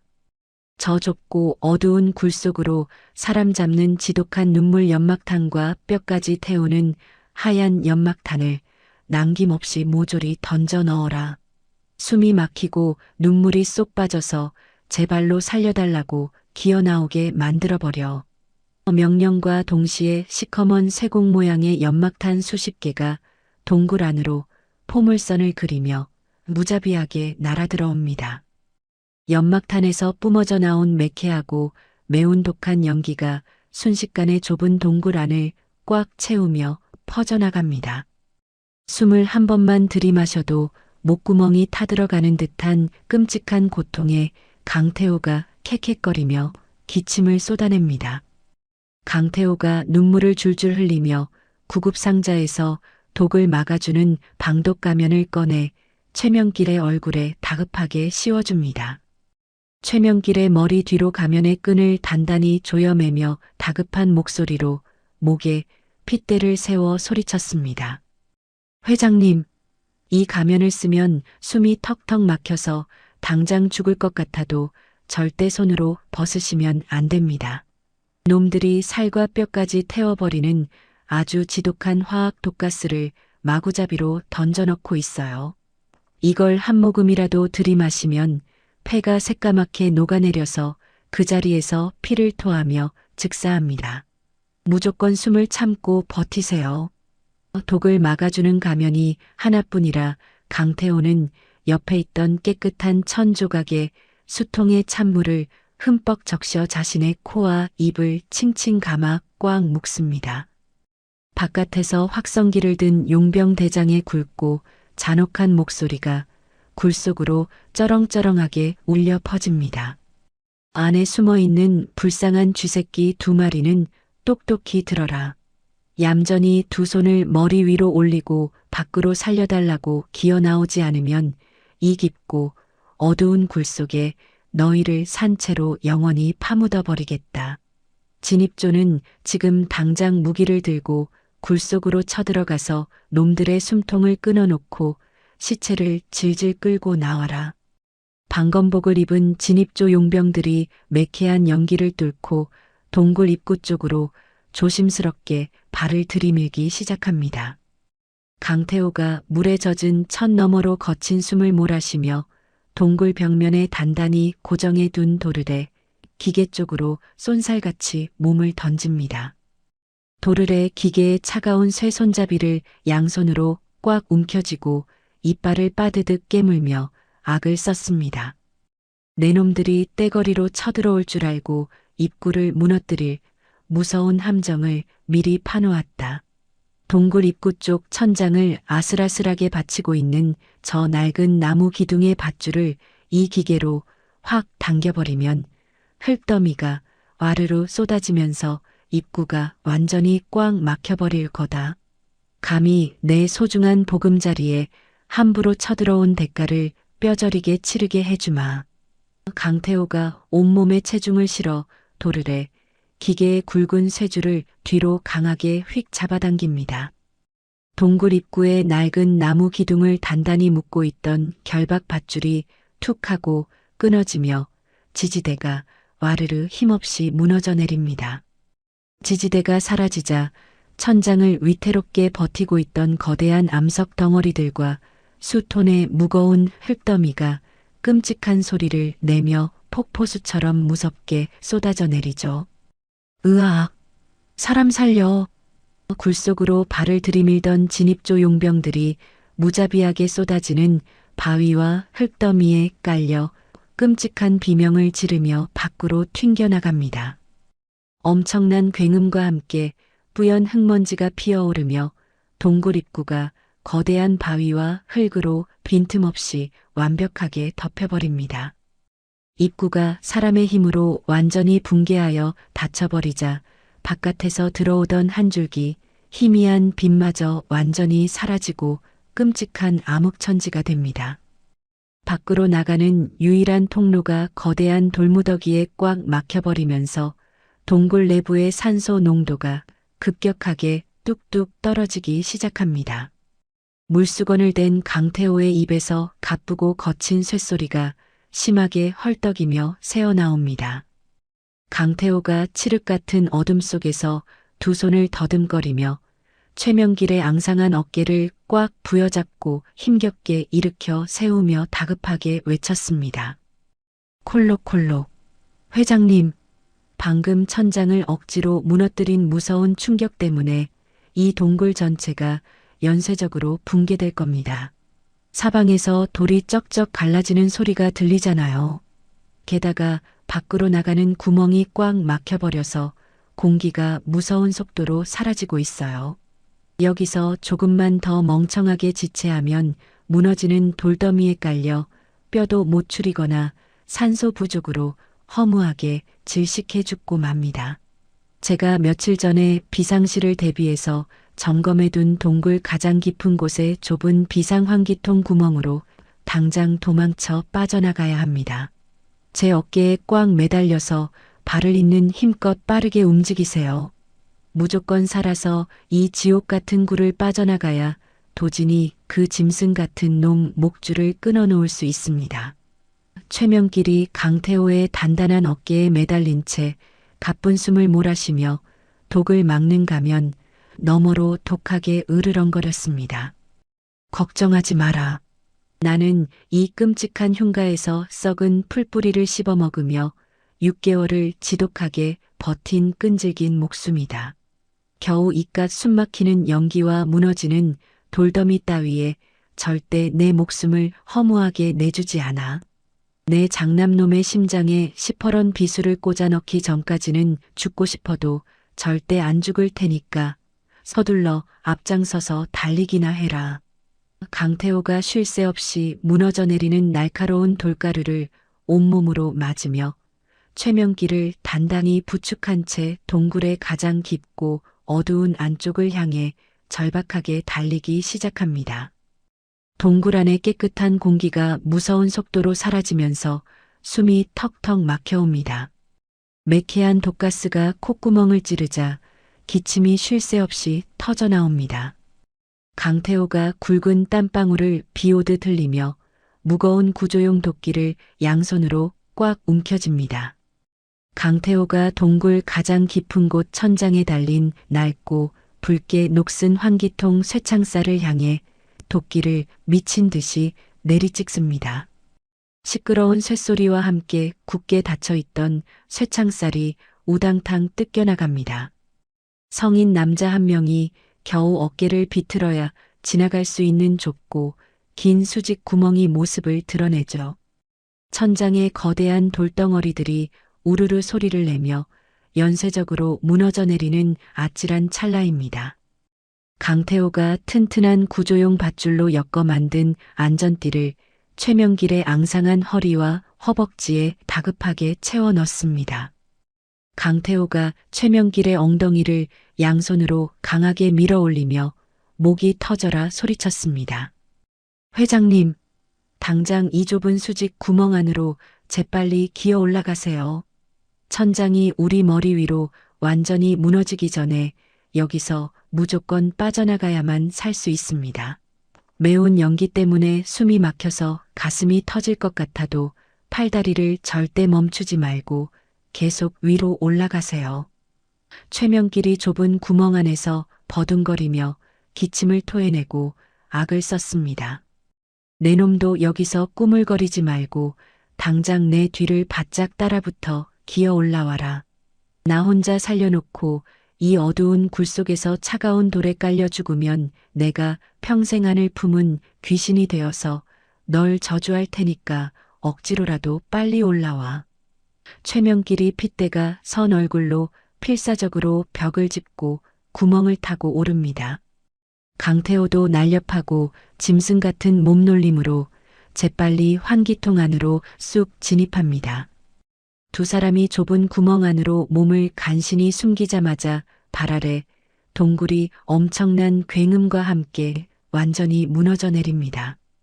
시커먼 흙먼지가 구멍 속으로 확 치솟아오르며 끔찍한 생매장의 위기에서 아슬아슬하게 벗어납니다. 가까스로 비좁은 환기통을 뚫고 통과의 험한 산등성이 중턱으로 빠져나온 두 사람이 차가운 밤 공기를 깊게 들이마십니다. 두 사람은 산 아래로 널찍하게 펼쳐진 용병들의 지휘 장갑차와 번쩍이는 베이스 캠프가 한눈에 내려다 보이는 커다란 바위 뒤에 몸을 납작 숨깁니다. 최명길이 품속에서 아까 적들에게서 빼앗아온 시커먼 통신 장비를 꺼내어 복잡한 전선들을 빠르게 만지작거립니다. 최명길이 낡은 주파수 증폭기 기계의 단추를 세게 누르며 매서운 독사 같은 눈빛으로 속삭였습니다. 내 장남 도진이 놈이 돈으로 산 저 사냥개들이 우리를 도간에 든 쥐라고 생각하며 신나게 낄낄거리고 있겠지. 내가 이 작은 기계로 적들의 무전망에 아주 고막이 찢어질 듯이 시끄러운 기계 소음을 가득 채워주마. 대장의 명령이 뚝 끊기면 저 무식한 놈들은 캄캄한 밤의 숲속에서 장님이나 다름없이 벌벌 떨게 될 거다. 최명길의 주름진 손끝에서 기계가 작동하자 산 곳곳에 퍼져 있던 용병들의 무전기에서 귀를 찢는 듯한 끔찍한 하울링 소음이 폭발하듯 삐익 울려 퍼집니다. 바깥의 지휘관이 윽박지르는 명령이 완전히 끊기고 부대원들의 통신망이 완벽하게 마비됩니다. 숲속을 헤매던 용병들 사이에서 귀를 틀어막고 당황하는 엄청난 혼란이 사방에서 일어납니다. 강태호가 허리춤에 튼튼한 구조용 밧줄을 단단히 칭칭 감고 날카로운 구조용 도끼를 손에 꽉 쥡니다. 강태호가 어둠이 짙게 깔린 숲속을 향해 몸을 던지기 전 최명길을 돌아보며 비장한 얼굴로 말했습니다. 회장님은 꼼짝 말고 숨어서 계속 기계로 놈들의 귓구멍과 정신을 쏙 빼놓으세요. 제가 지금부터 저 캄캄한 밑으로 내려가서 길 잃고 떠도는 더러운 사냥개들을 아주 조용하고 깔끔하게 사냥하고 오겠습니다. 강태호가 눈빛을 번쩍이며 깊은 어둠 속으로 거침없이 몸을 던집니다. 어두운 산의 험한 지형에 완벽하게 동화된 강태호가 굵은 나뭇가지와 뾰족한 암벽 사이를 산원숭이처럼 날렵하게 넘나들죠. 강태호가 무리에서 떨어져 나와 혼자 고립된 용병들의 등 뒤 아주 깊은 사각지대로 발소리 하나 없이 사르륵 다가갑니다. 강태호가 허공에서 뛰어내리며 무거운 등산화 발차기로 한 용병의 두꺼운 목덜미를 사정없이 퍽 내리찍습니다. 용병이 억하는 비명도 지르지 못하고 바닥으로 푹 고꾸라집니다. 강태호가 바닥에 쓰러진 적에게 재빨리 밧줄을 휘둘러 손목과 발목을 빈틈없이 꽁꽁 묶어버립니다. 강태호가 기절한 용병의 입을 거친 천으로 틀어막으며 차갑게 으르렁거렸습니다. 아무 죄도 없는 사람을 죽이려고 돈을 받고 이 깊은 산까지 쳐들어온 끔찍한 대가를 단단히 치러야 할 거다. 너희들의 시끄러운 총알보다 내 밧줄이 훨씬 더 빠르고 무섭다는 걸 뼛속 깊이 새겨주마. 강태호가 어둠 속을 무서운 유령처럼 휙휙 누비며 거친 타격과 밧줄 결박만으로 적들을 하나둘씩 숨 막히게 제압해 나갑니다. 바위 뒤에 납작 엎드려 상황을 살피던 최명길이 환하게 불이 켜진 베이스 캠프 한가운데 있는 커다란 발전기 기계의 위치를 정확하게 찾아냅니다. 최명길이 품에서 작은 붉은빛이 쏘아져 나오는 레이저 포인터 기계를 꺼냅니다. 최명길이 강태호가 며칠 전에 미리 파놓았던 아주 깊은 계곡 쪽 돌무더기 함정 방향으로 붉은빛을 이리저리 비춥니다. 어둠 속에서 붉은빛이 요리조리 움직이자 숲을 헤매던 멍청한 용병들이 그 빛을 도망치는 사람의 손전등 불빛으로 착각하고 고함을 마구 지릅니다. 용병들이 시커먼 총을 들이밀고 붉은 빛을 쫓아 험한 계곡 쪽으로 우르르 몰려가는 바보 같은 모습이 환하게 보입니다. 최명길이 주름진 얼굴에 통쾌한 미소를 지으며 쉰 목소리로 통쾌하게 외쳤습니다. 저 멍청하고 무식한 짐승놈들이 붉은 빛만 보고 신이 나서 지옥 구덩이로 제 발로 걸어 들어가는구나. 태호가 미리 튼튼하게 파놓은 돌무더기 함정에 갇혀서 다리가 꺾이고 흙탕물에서 허우적대는 꼴을 보니 아주 가슴속이 다 시원하게 뻥 뚫린다. 용병들이 함정에 빠져 악을 쓰며 허우적대는 틈을 타 강태호가 텅 빈 적의 본진으로 순식간에 그림자처럼 침투합니다. 강태호가 요란한 소리를 내는 커다란 발전기 기계 쪽으로 쏜살같이 달려갑니다. 강태호가 굵고 시커먼 발전기 전선 케이블을 구조용 도끼로 무자비하게 쾅 내리쳐 단숨에 끊어버리죠. 거친 불꽃 스파크가 사방으로 무섭게 튀며 베이스 캠프를 환하게 비추던 커다란 조명들이 한꺼번에 픽 꺼져버립니다. 산 아래 전체가 빛 하나 없는 끔찍한 암흑천지로 돌변합니다.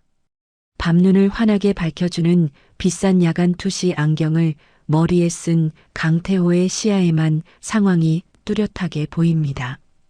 어둠 속에서 우왕좌왕하며 벌벌 떠는 용병들의 허둥대는 모습이 강태호의 눈에는 환하게 들어오죠.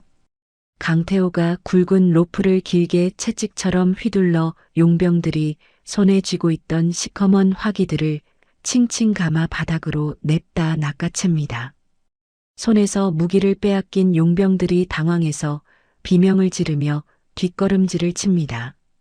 강태호가 사람을 죽이는 위험한 무기들을 한데 모아 끈으로 단단히 묶은 뒤 깊은 계곡 아래 낭떠러지로 가차없이 휙 던져버립니다.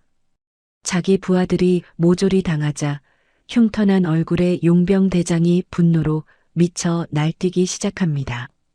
용병 대장이 커다란 지휘 장갑차 위로 허둥지둥 기어 올라가 바락바락 악을 씁니다. 용병 대장이 하늘을 대낮처럼 밝히는 조명탄 총을 꺼내 들고 피를 토하듯 소리쳤습니다. 이런 빌어먹을 쥐새끼 같은 놈아. 어디 감히 어둠 속에 숨어서 장난질이냐. 당장 조명탄을 쏴서 이 더러운 산을 대낮처럼 환하게 밝혀버릴 테다. 내 놈을 찾아내서 산채로 가죽을 벗겨버릴 거야. 용병 대장이 조명탄의 방아쇠를 당기려는 찰나 강태호가 장갑차보다 훨씬 더 높은 바위 위에서 무서운 매처럼 훌쩍 뛰어내립니다. 강태호가 공중에서 무거운 강철 카라비너 고리가 달린 로프를 사정없이 휘두릅니다.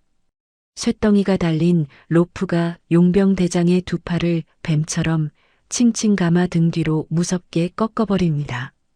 강태호가 장갑차 지붕 위로 무겁게 착지하며 용병 대장의 등을 무릎으로 강하게 짓누르고 뒷목을 주먹으로 거칠게 가격합니다.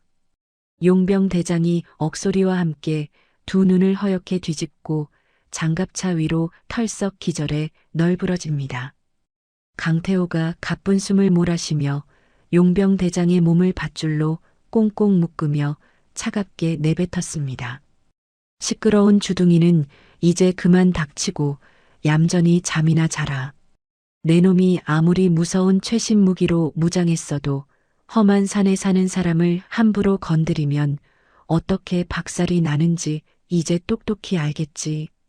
장갑차 위에서 상황을 완벽하게 정리한 강태호가 흙바닥으로 가볍게 뛰어내립니다. 강태호가 장갑차 바퀴 밑에서 오들오들 떨며 숨어있는 낯선 남자의 웅크린 그림자를 매서운 눈으로 단번에 발견합니다.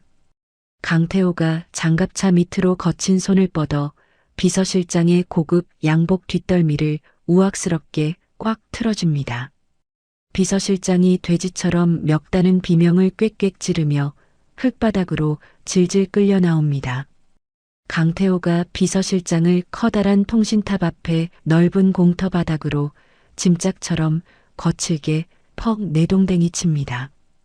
비서실장이 흙바닥을 볼품없이 뒹굴며 번쩍이던 안경이 멀리 날아가 버립니다.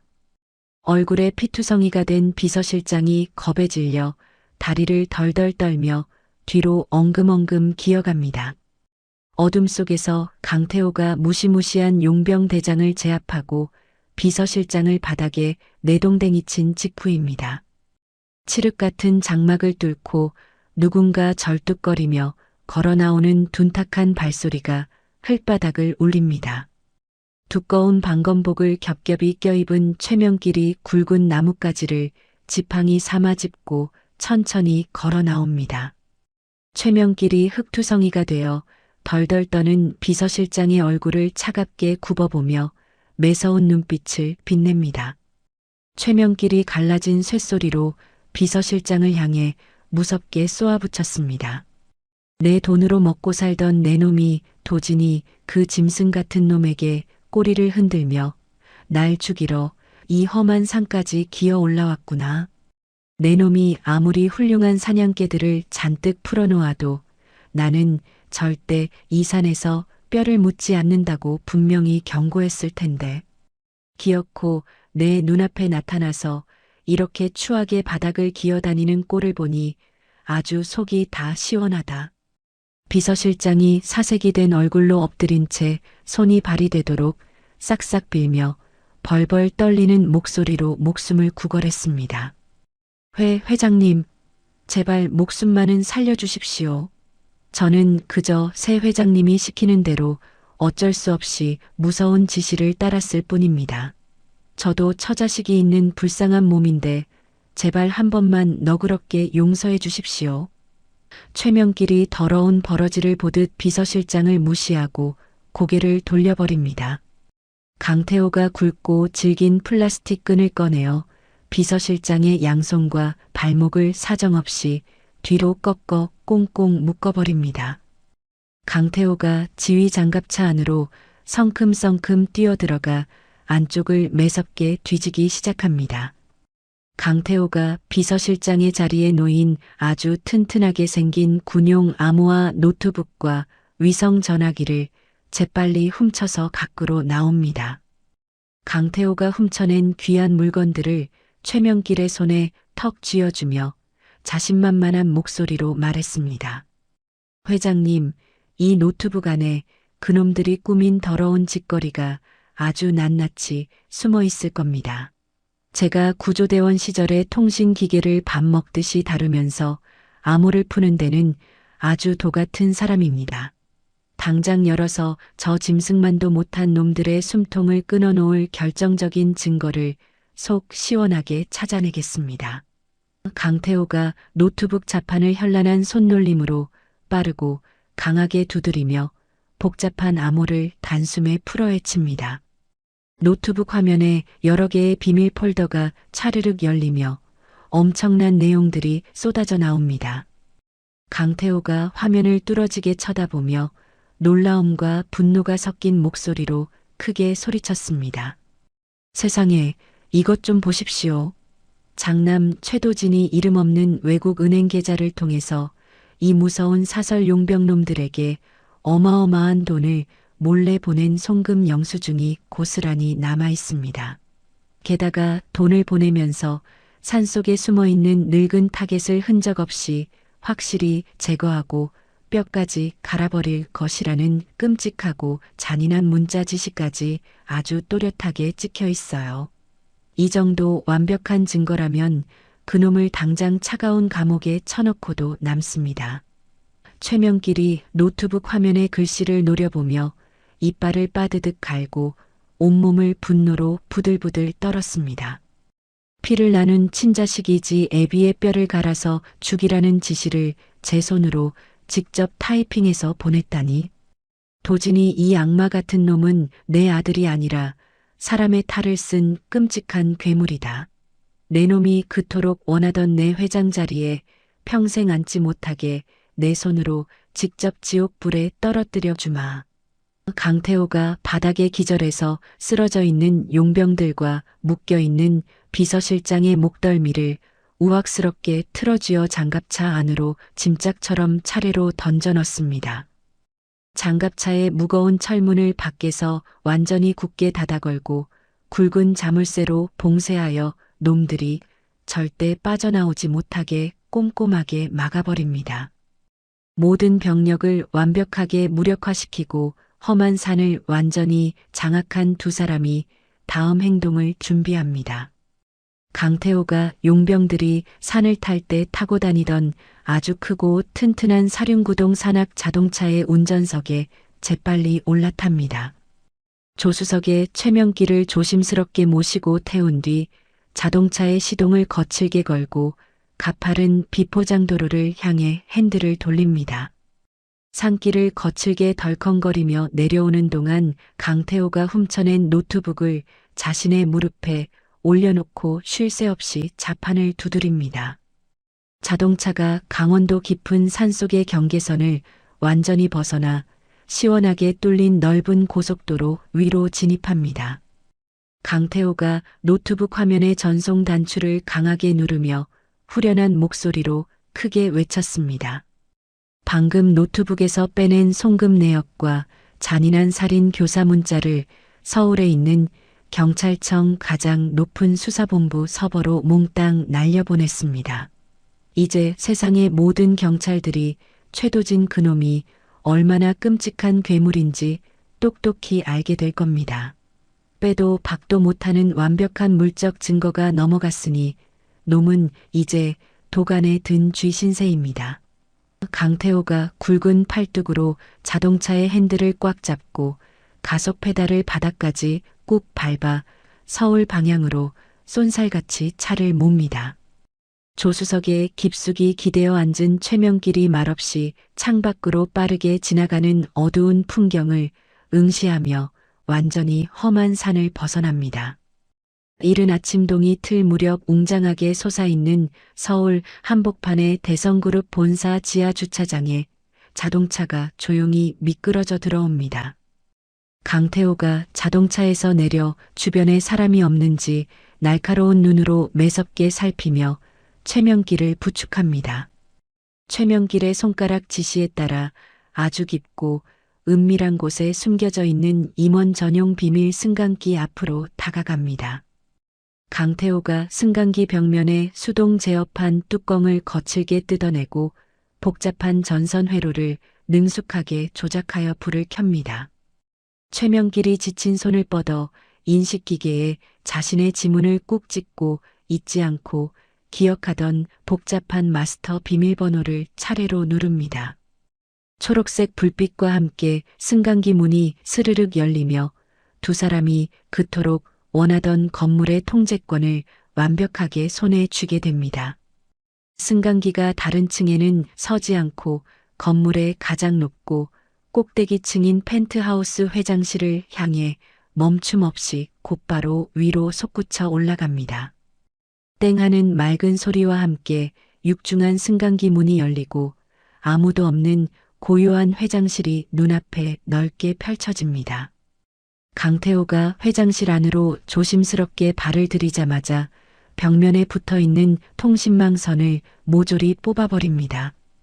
천장 구석에서 번쩍이며 돌아가고 있는 감시용 카메라의 렌즈를 검은 테이프로 꼼꼼하게 막아 외부의 눈과 귀를 완벽하게 차단하죠. 강태호가 숨을 고르며 방안을 철저하게 확인한 뒤 낮고 단호한 목소리로 속삭였습니다.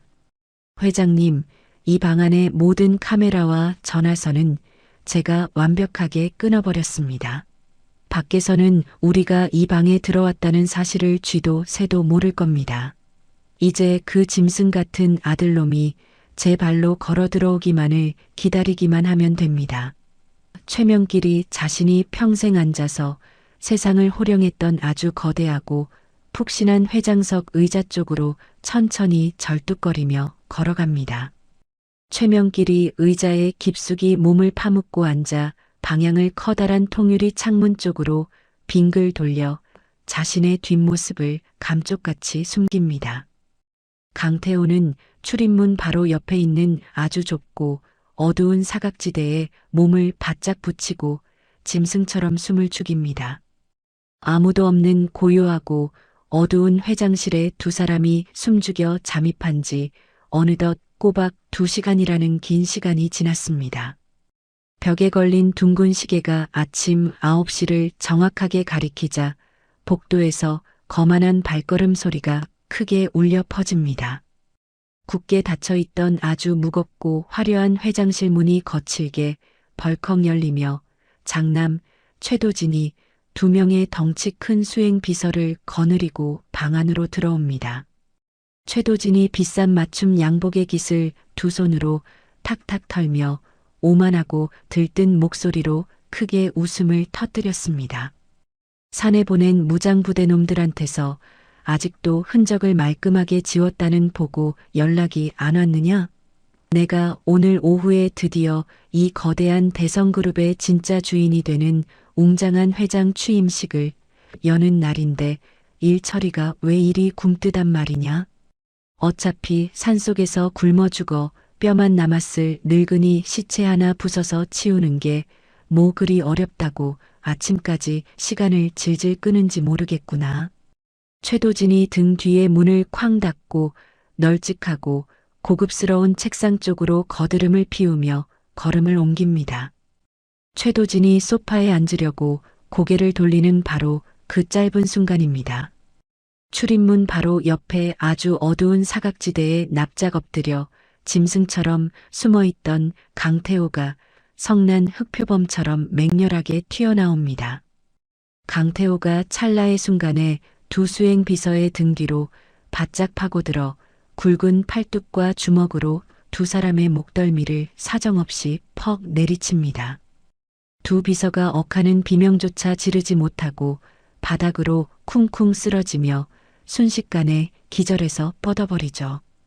강태호가 두 비서를 쓰러뜨리자마자 회장실의 두꺼운 이중 방음문을 아주 굳게 닫아버리고 안에서 잠금장치를 철컥 걸어버립니다. 강태호가 벽에 붙어있는 비밀번호 누르는 기계를 묵직한 발차기로 거칠게 가격하여 산산조각 내어 완전히 박살을 냅니다. 넓고 화려한 펜트하우스 회장실은 밖에서 그 누구도 절대 열고 들어올 수 없는 완벽하게 고립된 밀실로 끔찍하게 변해버립니다. 등 뒤에서 우당탕 무너지는 시끄러운 소음에 깜짝 놀란 최도진이 눈을 동그랗게 뜨고 황급히 뒤를 돌아봅니다. 최도진이 바닥에 볼품없이 널브러진 비서들을 보고 사색이 되어 다리를 덜덜 떨며 뒷걸음질을 쳤습니다. 너 이 미친 자식 도대체 누구야? 여기가 감히 어디라고 함부로 기어들어와서 행패를 부리고 문을 부숴.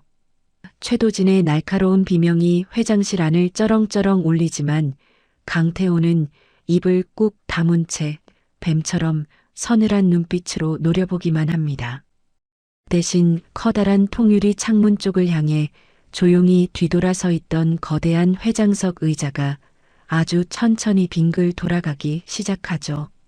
가죽 의자가 정면을 향해 완전히 멈추자 그 자리에 무겁게 앉아 있는 사람의 모습이 밝은 햇살 아래 환하게 드러납니다.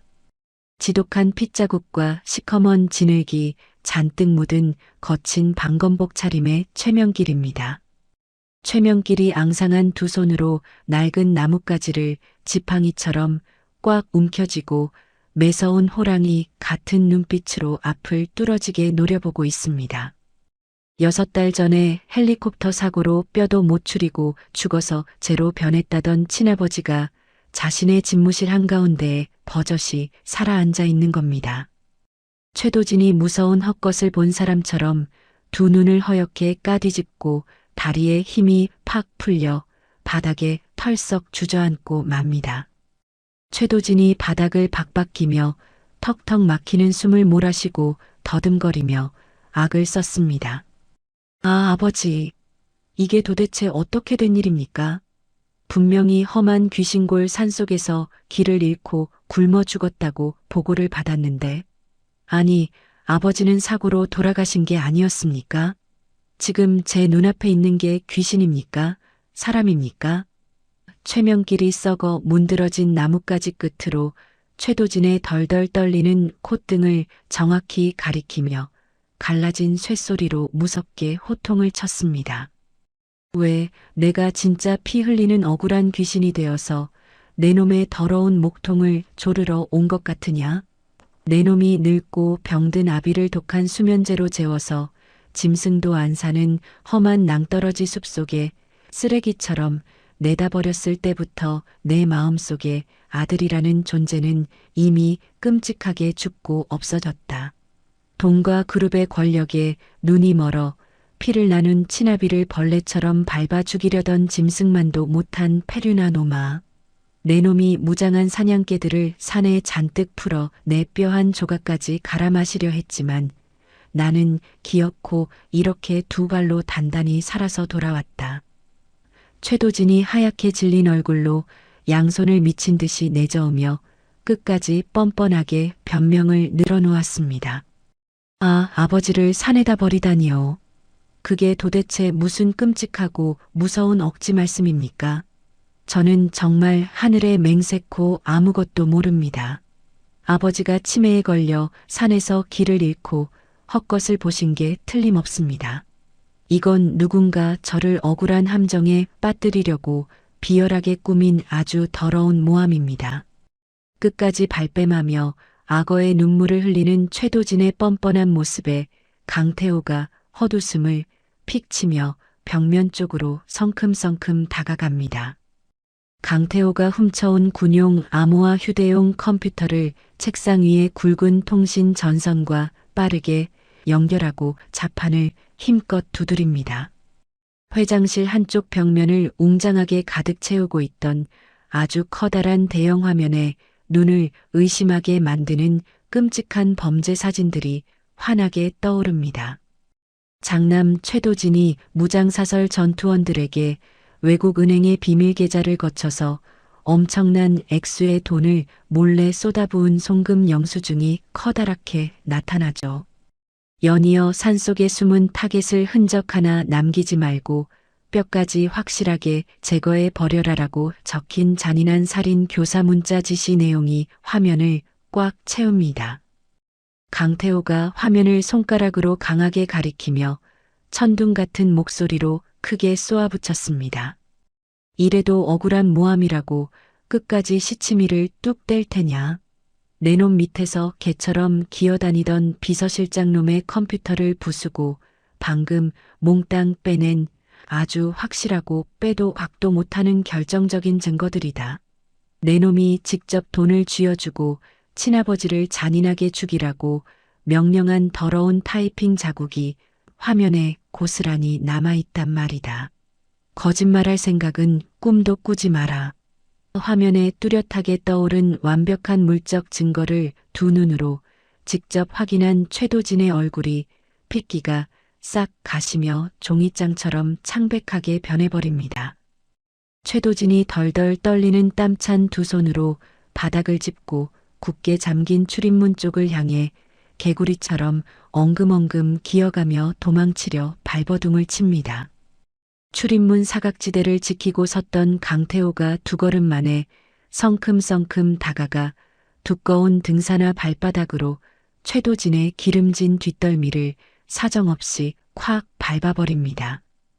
바닥에 볼품없이 납작하게 엎어진 최도진이 숨이 막혀 캑캑거리며 살려달라고 흉하게 악을 씁니다. 최명길이 의자에서 비틀거리며 힘겹게 일어나 지팡이를 짚고 최도진의 눈앞으로 천천히 걸어갑니다. 최명길이 바닥에 엎드린 최도진의 머리채를 우악스럽게 거머쥐고 눈을 똑바로 맞추며 차갑게 으르렁거렸습니다.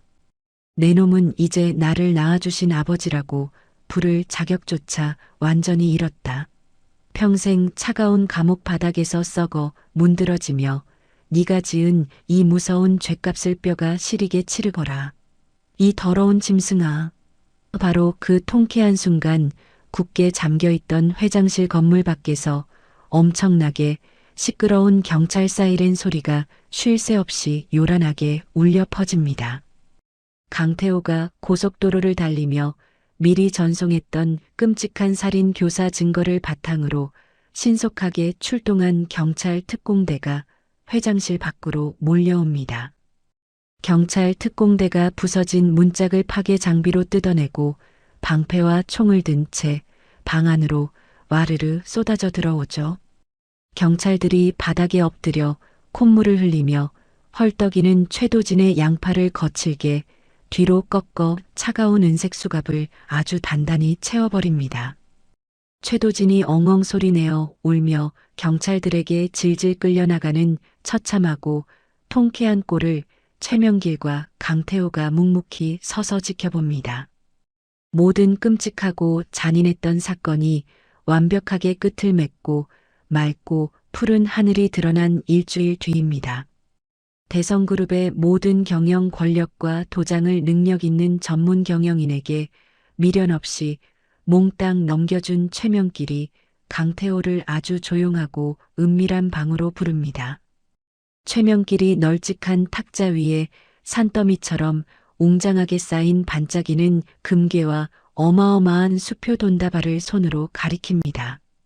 최명길이 인자하고 부드러운 목소리로 강태호를 향해 권했습니다. 네가 무서운 산속에서 목숨을 걸고 독버섯에 죽어가던 나를 살려준 진짜 은인이다. 내 헌신 덕분에 내 억울한 한도 다 풀었고 짐승 같은 페류나 놈도 감옥으로 영원히 치워버렸으니 이 막대한 보상은 전부 네가 가져가거라. 내 돈과 힘으로 과거에 널 짓밟고 괴롭힌 나쁜 윗선놈들을 몽땅 밟아서 무릎 꿇게 만들어주마. 하지만 강태호는 탁자 위에 엄청난 돈다발은 쳐다보지도 않은 채 뒤로 두 걸음 물러서며 정중하고 단호하게 고개를 저었습니다. 제가 회장님을 등 뒤에 둘러엎고 낭떠러지 산을 내려온 건 돈이나 권력 같은 쓰레기들을 바라고 한 일이 결코 아닙니다. 죽음의 문턱에서도 포기하지 않고 끝까지 살아남으려던 회장님의 그 짐승 같은 독한 생존 의지에 전사로서 깊은 감동을 받았을 뿐입니다. 복수는 이것으로 충분합니다. 저는 매연과 사람 냄새나는 끔찍한 이 복잡한 도시보다 흙냄새 나는 강원도의 차가운 숲속이 훨씬 더 마음 편하고 좋습니다. 이제 다시 제 구역인 깊은 산속으로 미련 없이 돌아가겠습니다. 강태호는 최명길이 간절하게 내민 엄청난 보상을 단칼에 거절하고 뒤도 돌아보지 않고 씩씩하고 가벼운 발걸음으로 걸어나갑니다.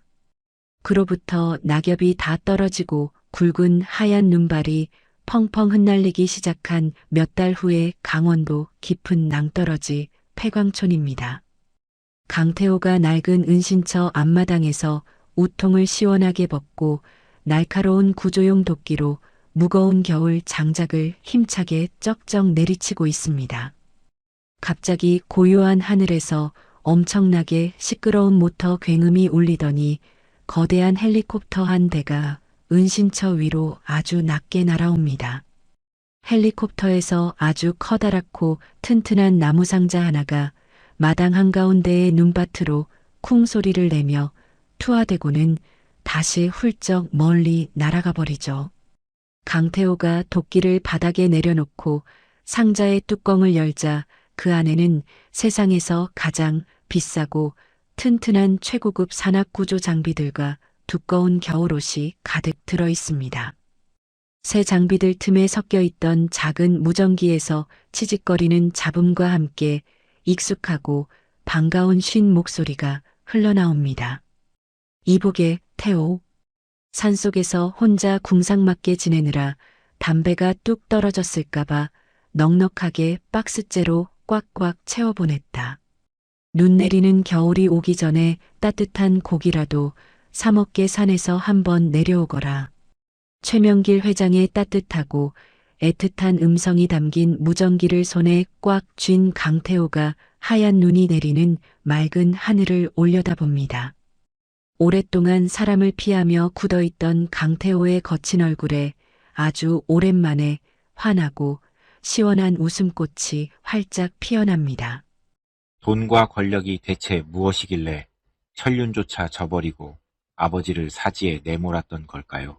끝없는 탐욕에 눈이 멀어 괴물이 되어버린 장남의 최후는 결국 차가운 철창 신세였습니다.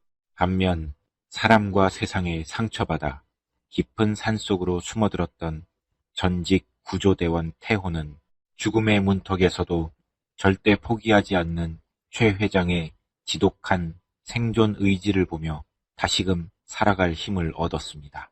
산더미 같은 금괴와 돈다발을 단칼에 마다하고 다시 자신만의 숲으로 돌아간 묵직한 뒷모습이 짙은 여운을 남깁니다. 하얀 눈이 내리는 추운 겨울날, 하늘에서 헬기로 투하된 튼튼한 방한 장비들과 담배가 떨어졌을까봐 보냈다는 늙은 회장의 무뚝뚝하지만 따뜻한 음성은 그 어떤 막대한 보상보다 값진 두 사람만의 끈끈한 연대를 보여주는 듯 합니다. 아무리 세상이 탐욕으로 차갑게 얼어붙어도 결국 사람을 살리는 건 진심 어린 마음과 정이라는 것을 일깨워주는 통쾌하고 감동적인 사연이었습니다. 이야기를 끝까지 들어주신 분이 계시다면 잘 들었다고 댓글 하나만 남겨주세요. 감사합니다.